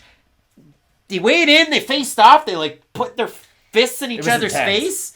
And then it was like, okay, Ashkar's not in the fight. And then the UFC went, okay, I like the way this guy looks, like sign him. Like, it's a really weird signing. He was due to fight last year Ben Rothwell and Dustin Jacoby. Those fights fell out. It says visa issues in one spot, injuries, whatever. But Askar is finally due to make his UFC debut, replacing Nikolai Negumereanu, who was deemed out of this bout on April 29th. So a little bit of time to get ready for this matchup against Alonzo Menifield. And for Menifield, it should be said, this guy, Dana White's Contender Series guy, he beat Deshaun Boatwright, a name that I'm going to talk about. It just always felt like Menifield was supposed to be better than he was in the UFC. Yeah, he finished Vinicius Moja very quickly. He finished Paul Craig on that spinning back kick that Paul Craig went for, and then he just hammered him, kind of, not the back of the head, but as he was spinning. Loses to Devin Clark, loses to Vince St. Preux, beats Fabio Charant, beats Ed Herman, and then loses to William Knight in a fight that was very, very close, but very, very boring. So, a good opportunity for both of these guys. And for Mozharov,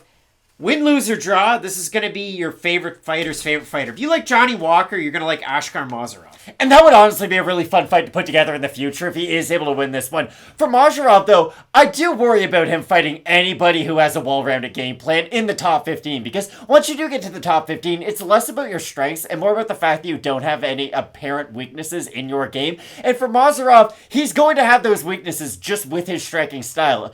Now, against Menifield, who can get caught in a mirror sometimes, well, not even sometimes, quite often in his fights, I do think Askar could go in there, get one of those, just blow the doors off him kind of knockouts, knock him out 20 seconds, and then everybody thinks he is the next big deal.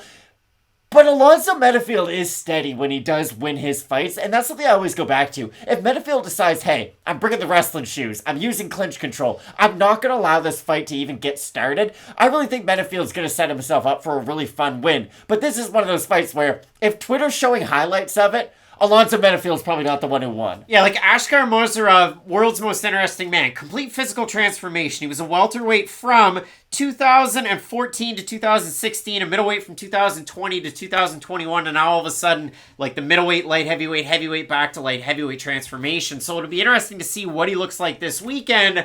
For Menifield, kind of like Hakeem Dawodu, coming out of Saxon's Muay Thai, but also Fortis MMA, get a little bit of the striking, get a little bit of the grappling. He's kind of got a little bit of everything. But again, I talked about the Mozharov fight. His last loss was against Christian Torres, a guy coming out of Sanford MMA. And Torres is like a jack of all trades, taking the fight on short notice. Mozharov should be winning this fight, right?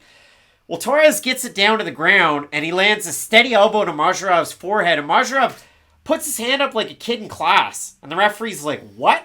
And then Torres lands two more elbows, and Mozharov taps due to strikes. So it was a really weird ending to that one. Again, he has won 3 fights since then, but they were a long time ago. So we do look at the odds for this fight. Alonzo Menifield, the UFC veteran of many fights, open to -130 favorite, -161 right now. For Askar Mozharov, open to +110, +134. We have a look at Tapology. The votes are a surprise to us there, to you. I'm going to say over-under 65% Mozharov. I think Menifield will be the favorite. Menifield's the favorite. Slight favorite. 1,255 total votes. 55% Menifield, 76% by knockout. For the 45% that are Mozharov, 52%, that's 82% by knockout. So a strong preponderance of knockouts in the air, Matt, by the fans. What's the pick?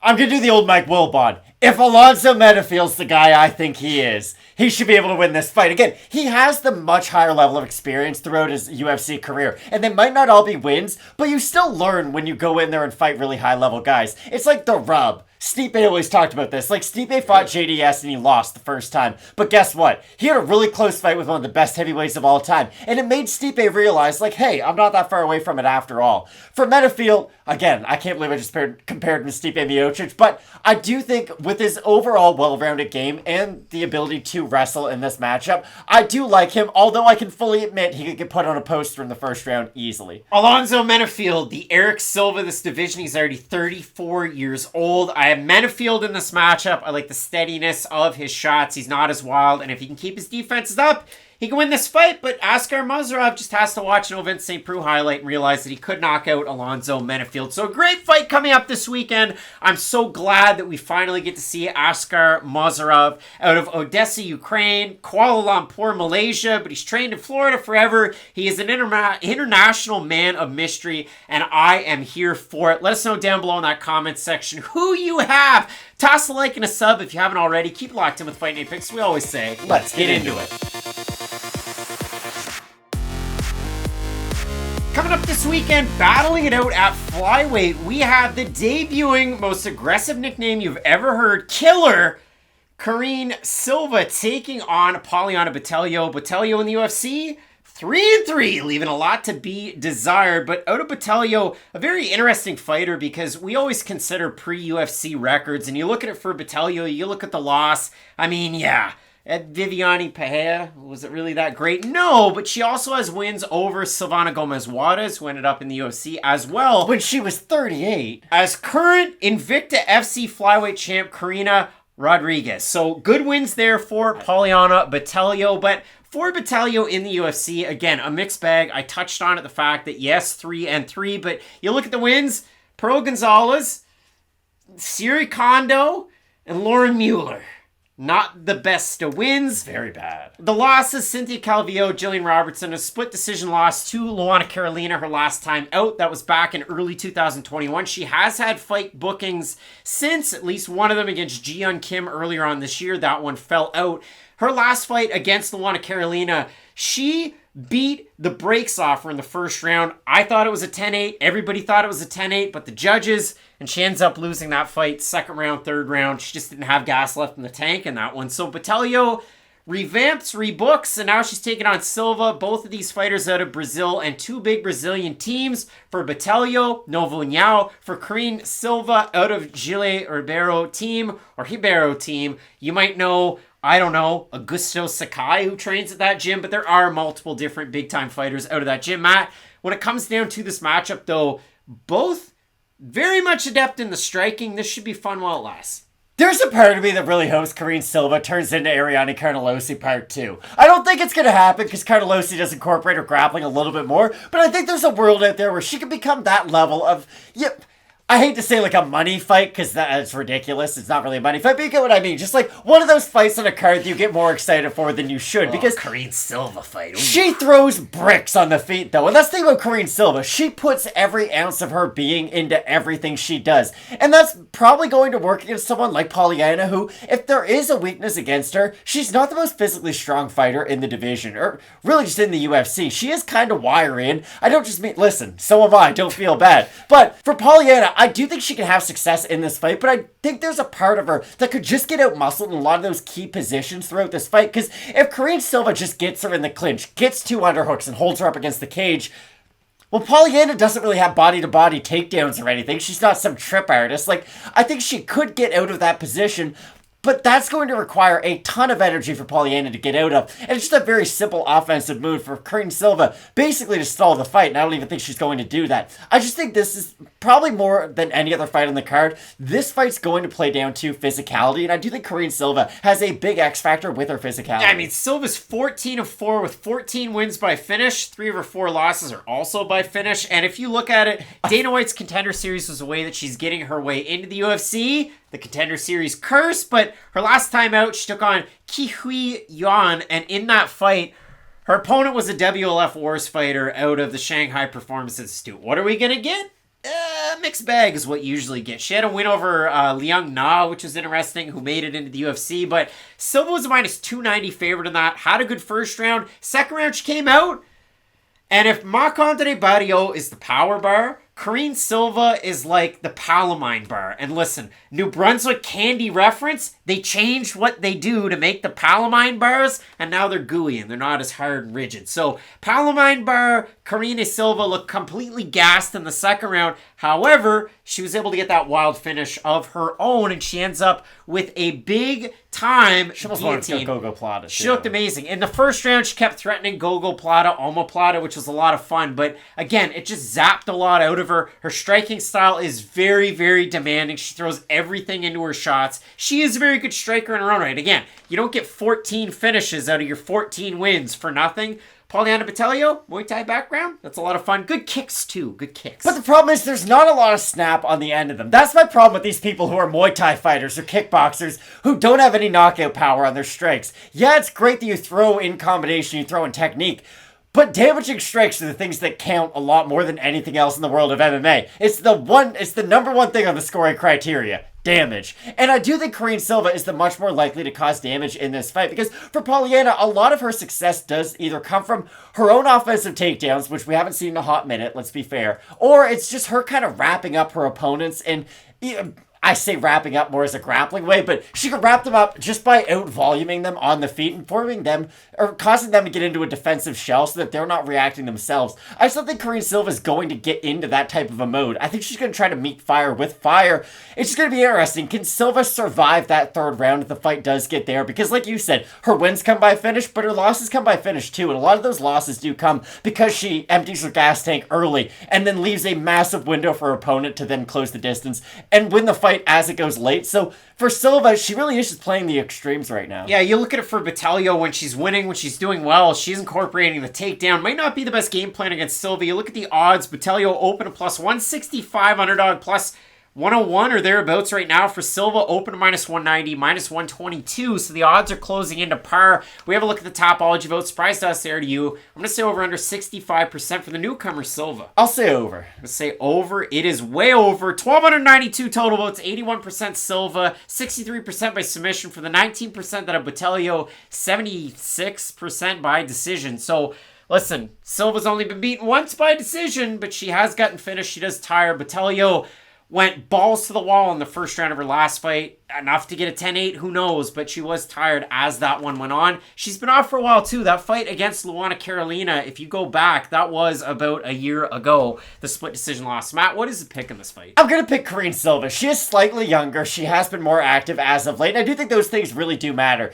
If Poliana does decide to try to meet fire with fire like she did in her last fight, come out really strong, I think she's going to play right into Karine Silva's hand, and I do think it's going to help Silva as this fight goes on, because let's say they do get into like a John Lineker or Francisco Rivera type of a fight, Karine Silva's probably going to end up winning that type of matchup. Francisco Rivera, an all-time great, having a lot of fun. But Matt, when I do look at this fight, as good as Karine Silva is, and she is a killer out there, that is the nickname, I like Poliana Botelho to win a decision in this one. I know it's not the sexiest pick to have out there, but I will go with Botelho to at least keep an output as the fight goes on. I really don't like what I saw out of Silva. Again, she looked great on the mat. She looked great with the power, but when she starts to throw power, she does start to tire. I like Botelho to be the fresher of the two. But would I be surprised if the favorite here, Silva, wins? No, not necessarily. So we're both split on the pick in this one. I'm going with Poliana Botelho. You have Karine Silva to get the win. We're going to need to know. We got to know the tiebreaker, the fans. You got to let us know down below in the comments section who you have. 3 big-time fights left. Lucas Almeida making the UFC debut, taking on Mike Trizano. Co-main event, Dan Ige taking on Movsar Evloev. And in the main event, ooh boy, Alexander Volkov and Jairzinho Rozenstruik. You're not going to want to miss this. Keep it locked in with Fight Night Picks. We always say, let's get into it. Coming up this weekend, we have the former Ultimate Fighter winner, Mike Trizano, taking on the former Jungle Fights lightweight champ, Lucas Almeida. This one at 145 pounds. And for Mike Trizano, it's been a mixed bag. I mean, I expected a lot when he came into the UFC. He could mix in his wrestling, but primarily known for his boxing. And in some of his fights, I mean, pick even his last win over Ludwig Klein. He really did bring everything together. His fight against Luis Pena, his fight against Joe Giannetti. You look at the losses, I mean, you lose to Grant Dawson, somewhat forgivable. I mean, a big-time prospect at 155. And his last fight against Hakeem Dawodu, where it was fire versus fire, and obviously Dawodu was able to win out in that one. But for Mike Trizano, so far in the UFC, is he maybe one of the more forgettable or least talked about Ultimate Fighter winners of recent memory? I can't name you another Ultimate Fighter winner from recent memory. They do a terrible job promoting the winners of the show. But it's going on right now. You're not watching? No, not at all. Because here's the problem. Tuesday Night Contenders gives me the best part of The Ultimate Fighter. I just don't have to put up with an hour of BS in between. So Lucas Almeida was on Tuesday Night Contender Series last year. He took on a big-time prospect. They pumped the kid's tires. His name is Daniel Zellhuber. And in that fight, Zellhuber gets the win. It was a fun fight. It was a really good one. First round was an absolute banger. Second round, Zellhuber takes over. He also wins the third round. But after the fights, Dana White, and I'll paraphrase, but he said, listen, Daniel, you look great. But this Lucas Almeida guy, he fought his heart out. He gets a win on a regional promotion. I'll definitely look to sign him back. And that's exactly what Almeida did. He went out and took on Italo Trindade. And in that fight, he looked to be about 3 weight classes bigger than Trindade. And huge. I got to be specific here. Almeida is a lightweight. I don't know how he's going to look at featherweight. He does look like he could lose a little bit around the middle, but that's about it, and that's just my approximation. But Trindade, I thought, well, this guy looks blown up. And then you go to his fight before he fought Almeida. It was a catchweight of 165. And it's like, okay, well, that's super lightweight. And then I went down through his whole record. The super lightweight fight was a one-off. The lightweight fight was a one-off. The guy was a featherweight. And in that fight, Almeida looked so much bigger. But Matt, I go through and I look at the way that Almeida fights. And he fights kind of like regional scene Chaos Williams. He stands there, plants and throws. He goes absolutely balls to the wall. And of his 13 wins, all 13 by finish. Who the hell knows what he's going to look like in the UFC, but it's kind of fun to watch in the regional scene. And against a guy like Mike Trizano, who, you're right, you say how forgettable he is as an Ultimate Fighter, or as the Ultimate Fighter winner. But the thing about Trizano, he's well-rounded. But again, in one of those kind of awkward ways to where it's like, hey, if you just took a little bit more away from your wrestling, put it into your boxing, then we'd look at you as sort of a primary boxer who could really hurt people with his hands. It just feels like every time you feel confident with his boxing, then his wrestling lets you down. Every time you feel confident in his wrestling, his boxing lets you down. Just for Trizano, it's a matter of bringing it all together. And I'm sure people are tired of us saying that about 90% of the UFC roster, but it's the truth. Trizano has good cardio. He has decent striking defense. He's not someone who gets hit clean all that often. Hakeem Dawodu was able to, but he throws in combination. He's a very high-level striker, so that's going to happen.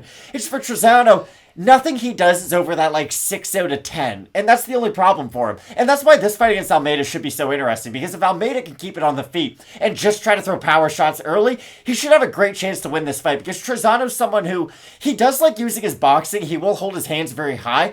His head movement is weird, though, because he'll just kind of move his head. There's not really rhyme or reason to it. Sometimes he'll move into a shot, sometimes he'll move with a shot. It just kind of depends on where the shot's coming from and when he does decide to incorporate his movement. It's sort of luck-based, though. I know, in baseball, there's, FIP, where it's like if you hit it in the air, it doesn't take into consideration what the fielders are going to do. For Mike Trizano, there needs to be, a UFC equivalent of a stat like that. I just think for him, he's so well-rounded, it's almost become a crutch for him, because no matter what he's doing, he's never overly confident in it, and he's always trying to change the range of the fight. I always go back to the Luis Pena matchup, where he looked really good in that fight, but it was, you're looking really good in some parts, but the places you're not looking good in, you're looking very poor in, and that's what I worry about. When Trizano does fight a long-range striker, he always does seem to struggle with those kinds of guys, because he doesn't have much kick-wise of his own offense, and his takedowns are good, but I wouldn't say his entries are great just yet. I think that's something he does have to work on. Well, there's a lot of stories on this card. Rinat Fakhretdinov, he's taking on Andreas Michailidis. Do they fight at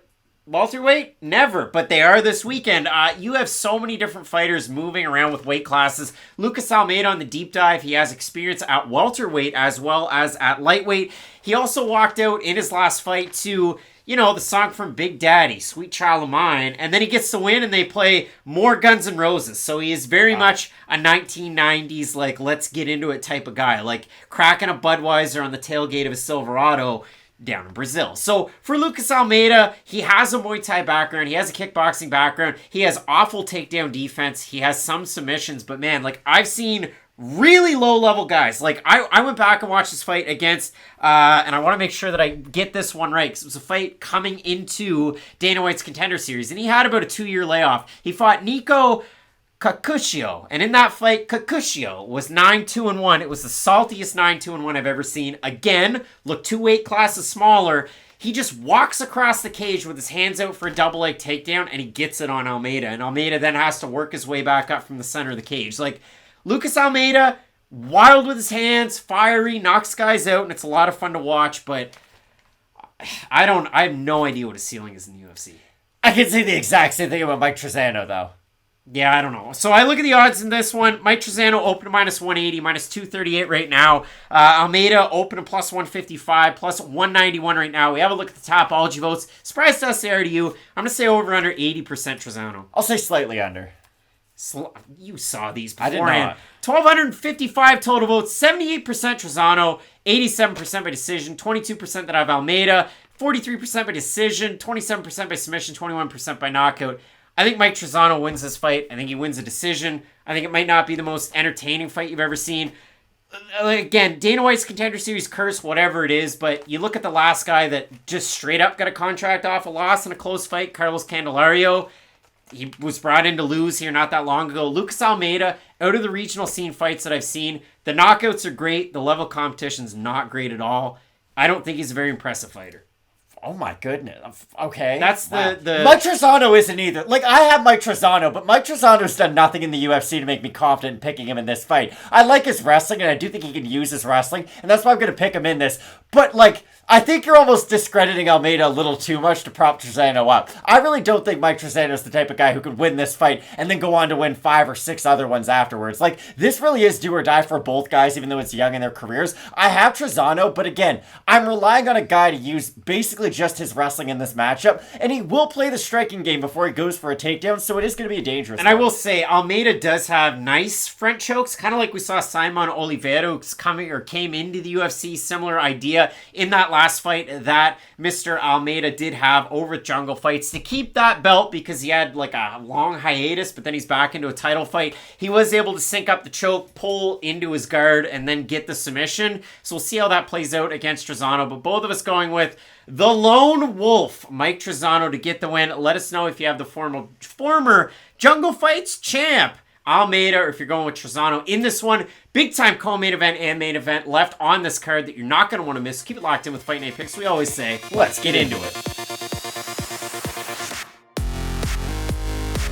Coming up this weekend at featherweight, this is one of those fights that I can get up for. We have 50K Dan Ige taking on Movsar Evloev, the former champ with M1 Global, and an interesting fighter at that. He's 15-0 as a pro. He has many, many wins that you might recognize, but the real knock against Movsar Evloev is the fact that we don't get to see him often enough. I mean, you look at UFC wins, Sung Woo Choi, Enrique Barzola, who's just doing the damn thing over with Bellator, Mike Grundy, Nick Lentz by split decision, then his last time out almost a year ago, a big win over Hakeem Dawodu, where he just ground out the great striker. For Movsar Evloev, obviously, we've seen some evolution in his game. We've seen him mix in some little different wrinkles, but you know him for his bread and butter. It is his takedowns. So for 50K Dan Ige, great in the scrambles, and a really, really speedy fighter. You look at Ige, his biggest win, the win over Edson Barboza is very controversial in a main event. He then goes on to lose to Calvin Kattar, but then he brings it right back against Gavin Tucker and looks amazing in that fight, finishes him. Now he has lost to the Korean Zombie and Josh Emmett in his last 2. The fight against Emmett, it wasn't that bad. He got hit with some big shots. It was pretty bad. And the fight that he had Great before fight, that though. against the Korean Zombie, Zombie worked in his grappling in that one, which was a little bit of a surprise too. And that's the great thing about Dan Ige. Even when he does lose, you're never looking at that fight being like, oh, he had no success, or does he really belong at this level? Fight. But he was able to be competitive for 25 minutes in a primary boxing fight with another boxer. Like, he didn't get knocked out in the first minute. So this is the weird fight, though.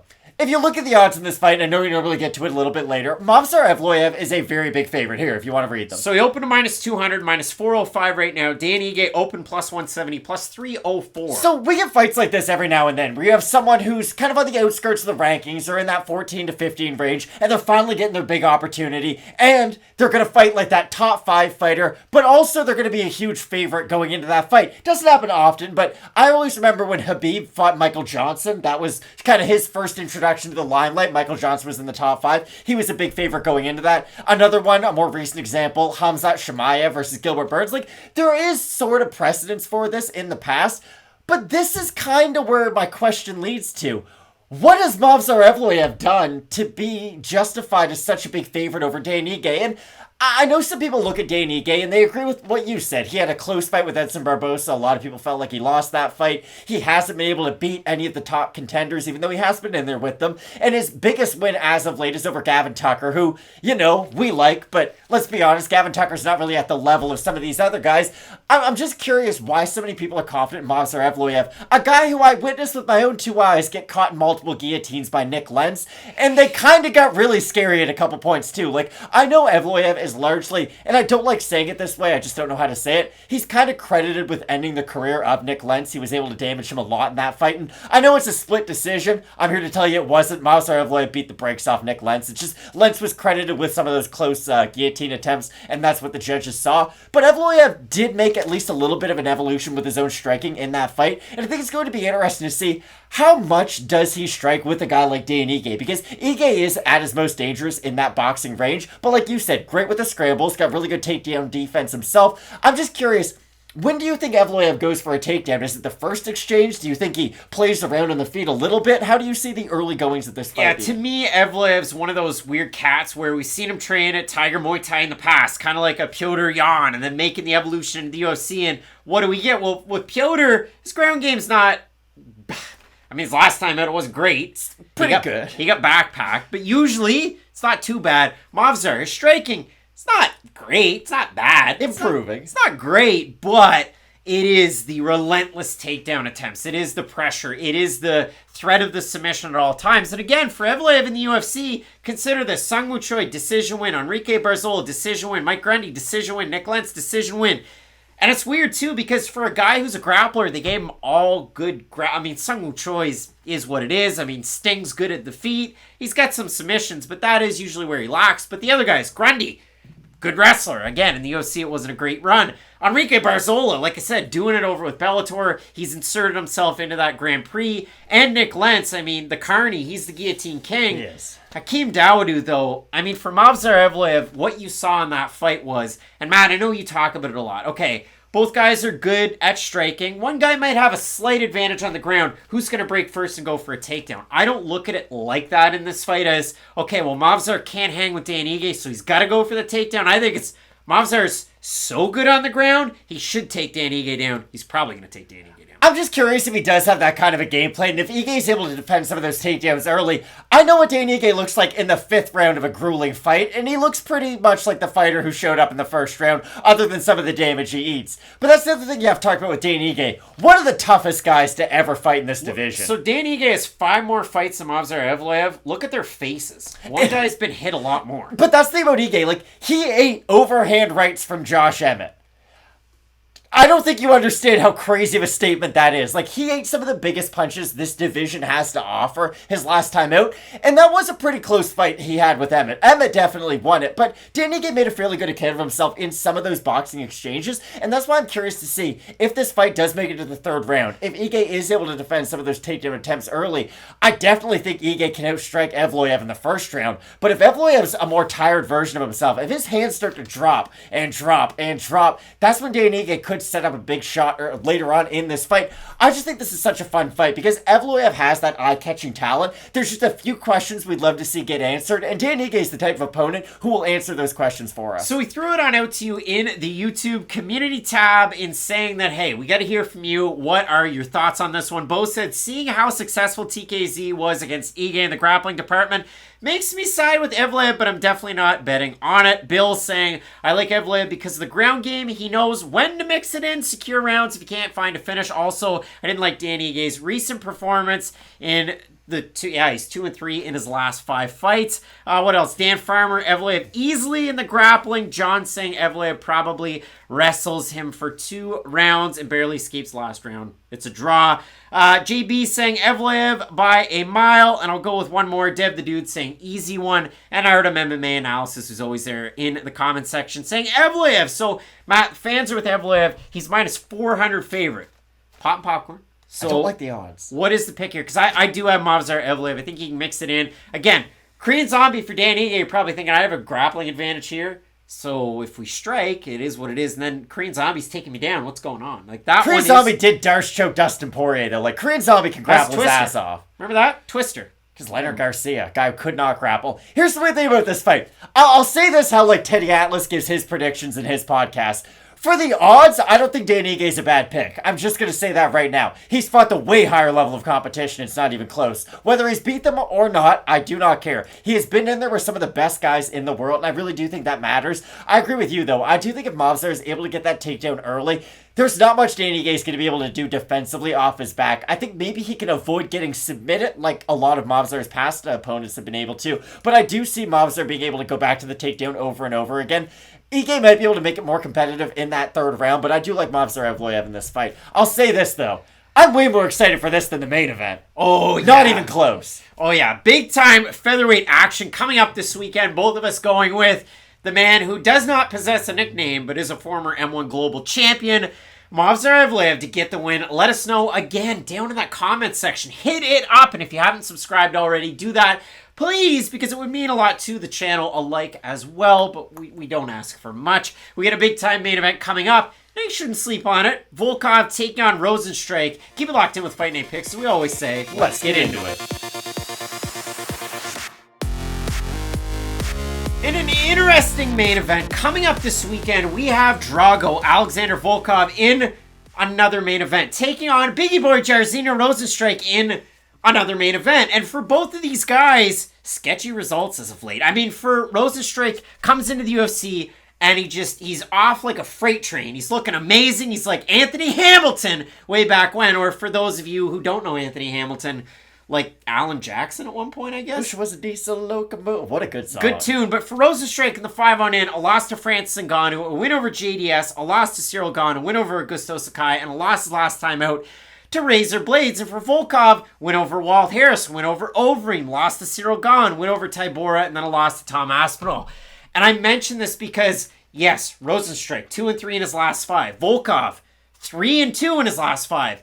But these two guys in their last 5 fights have shown like night and day differences for better or for worse. And even in some of those wins, they've shown some bad spots. For Rozenstruik, it's so strange, because every time he has success at the UFC level, it's him moving forward, throwing in combination. And I can give you many examples. Junior Albini, his first UFC victim, it gets taken down over and over again the first round, has no success whatsoever, and then the second round starts, blitzes forward, hits him with a head kick, fight's over, everybody's excited about our boy Bigi Boy. Next time out, Alan Crowder knocks him out the first punch he throws. Andre Arlovsky knocks him out the first punch he throws.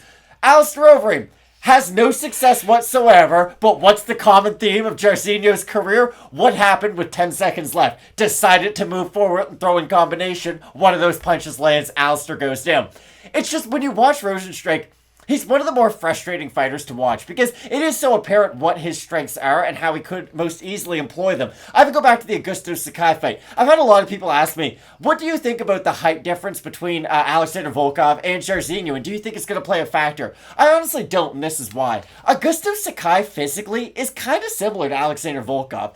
They're not that separate height-wise. I think Sakai comes in at 6'5", Volkov 6'7", but they are very, very close. Rozenstruik is the shortest 6'2" you've ever seen. The guy's 6 feet tall. Exactly. But the way Rozenstruik does throw punches is in this very exaggerated looping fashion, and it does help him hit those taller guys at this weight class. So, although Volkov's height normally is a big strength for him, I do think just the style of Rozenstruik is going to help him get past that, because on the outside, he's going to have no success anyways because of how big Volkov is, and Jairzinho's whole game plan is to get on the inside. So, I actually think this is one of those kind of double-edged sword reaches of Volkov, Volkov to where, yeah, it's going to help him early on in this fight, but if Rozenstruik can do what Tom Aspinall did, just get on the inside of him, Volkov has not shown the ability to fight guys off of him, to really use his mobility, because he's just very big, but he doesn't use his frame all that well. It's like he's set in his positions. It's not like he's learning as the fight goes on. Yeah, and it's kind of crazy. I know the UFC put the video out there of Volkov finishing Fabricio Verdum. That's their big push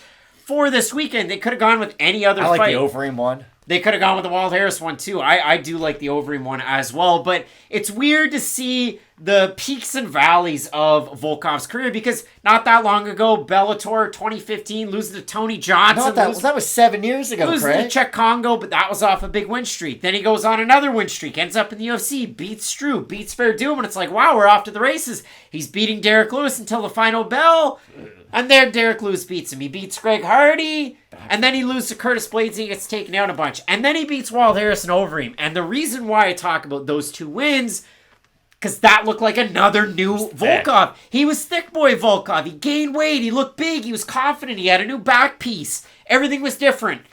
And then he fought Cyril Gane, and Gane was able to take some of those big punches. He was able to get in those in-between positions and beat Volkov in the spots where he gets uncomfortable. Then Volkov goes out and fights Marcin Tybura, and numbers on a page you might go, hey, that's a good win for Volkov. No, it wasn't. Very hesitant performance from him. It wasn't the best Volkov we've ever seen. It's a W on a record, but it's not a big Volkov win. Volkov's very odd because he likes to go for those kind of like a check knee up the middle. It's something Cowboy Cerrone used a lot in the early parts of his career, but it got Volkov caught against Derek Lewis. That's what he was going for as Lewis threw that overhead, which made him a lot more easier to get hit from Derek Lewis. It's just a strange almost glitch in his kind of programming, if you will, that he hasn't been able to fix because he still goes for those knees up the middle, and Tybura was able to throw some looping shots and hit him. The difference is Marcin Tybura does not have the punching power of a guy like Jairzinho Rozenstruik or someone even like Tom Aspinall. So I'm very curious to see, is Volkov going to be able to find a way to deal with guys when they do get on the inside? Because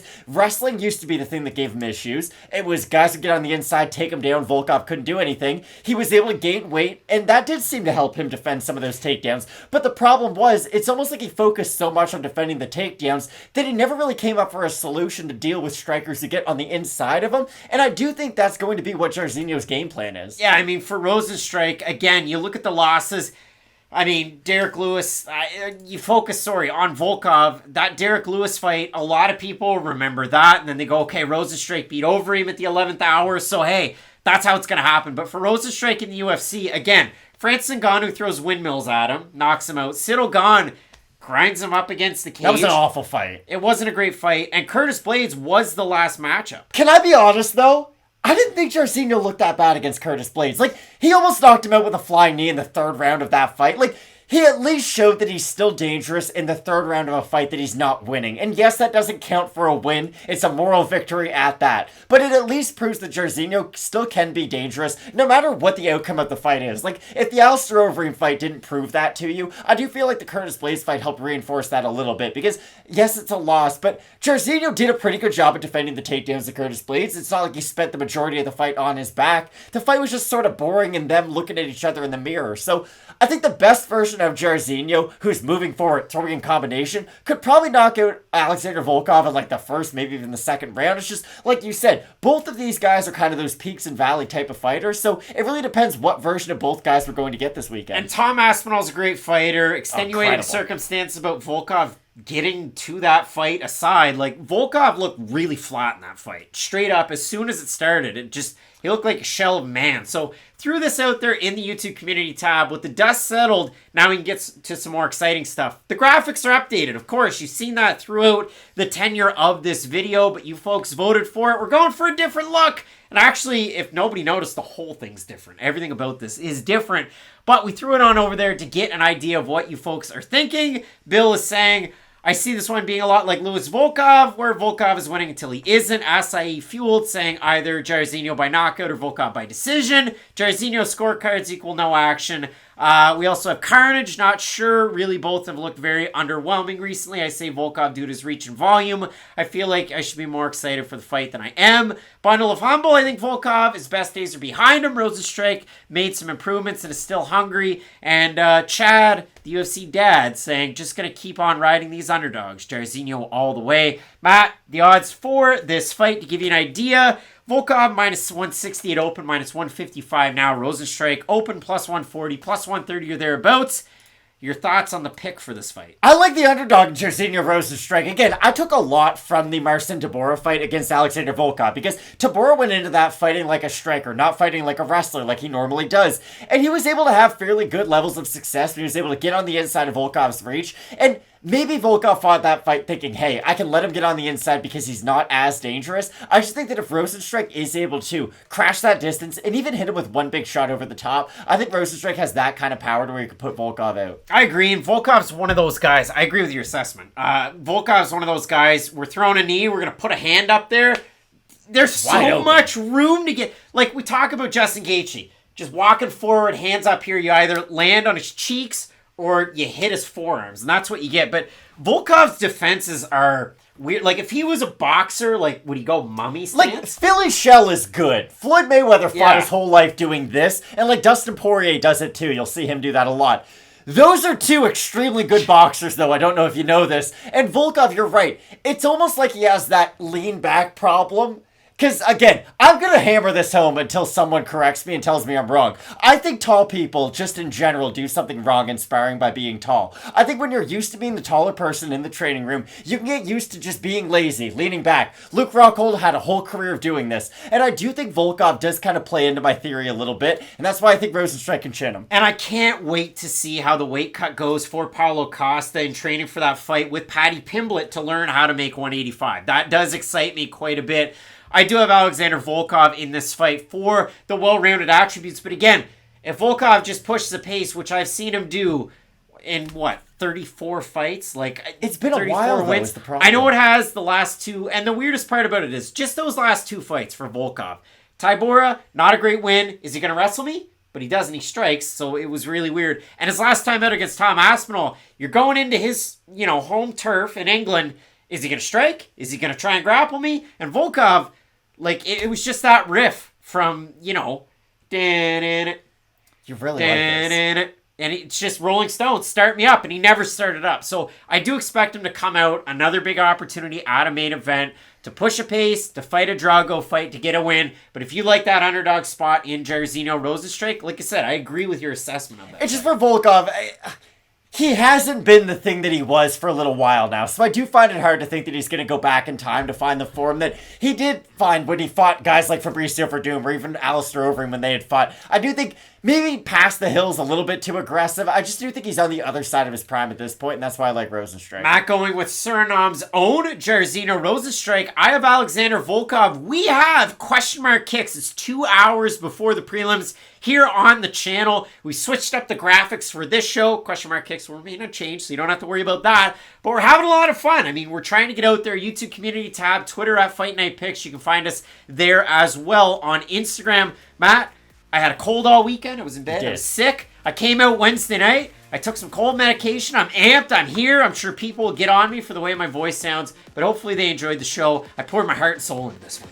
14 fun fights on this card. It should be a good one. Like you had said, we have, 5 fighters making their UFC debut, 4 ranked fighters, so should be a really fun card. Hopefully you guys check in 2 question mark kicks 2 hours before the card starts, and have a great week, guys. So thanks so much for tuning in. It really does mean a lot. Keep it locked in with Fight Night Picks. As we always say, let's get into it.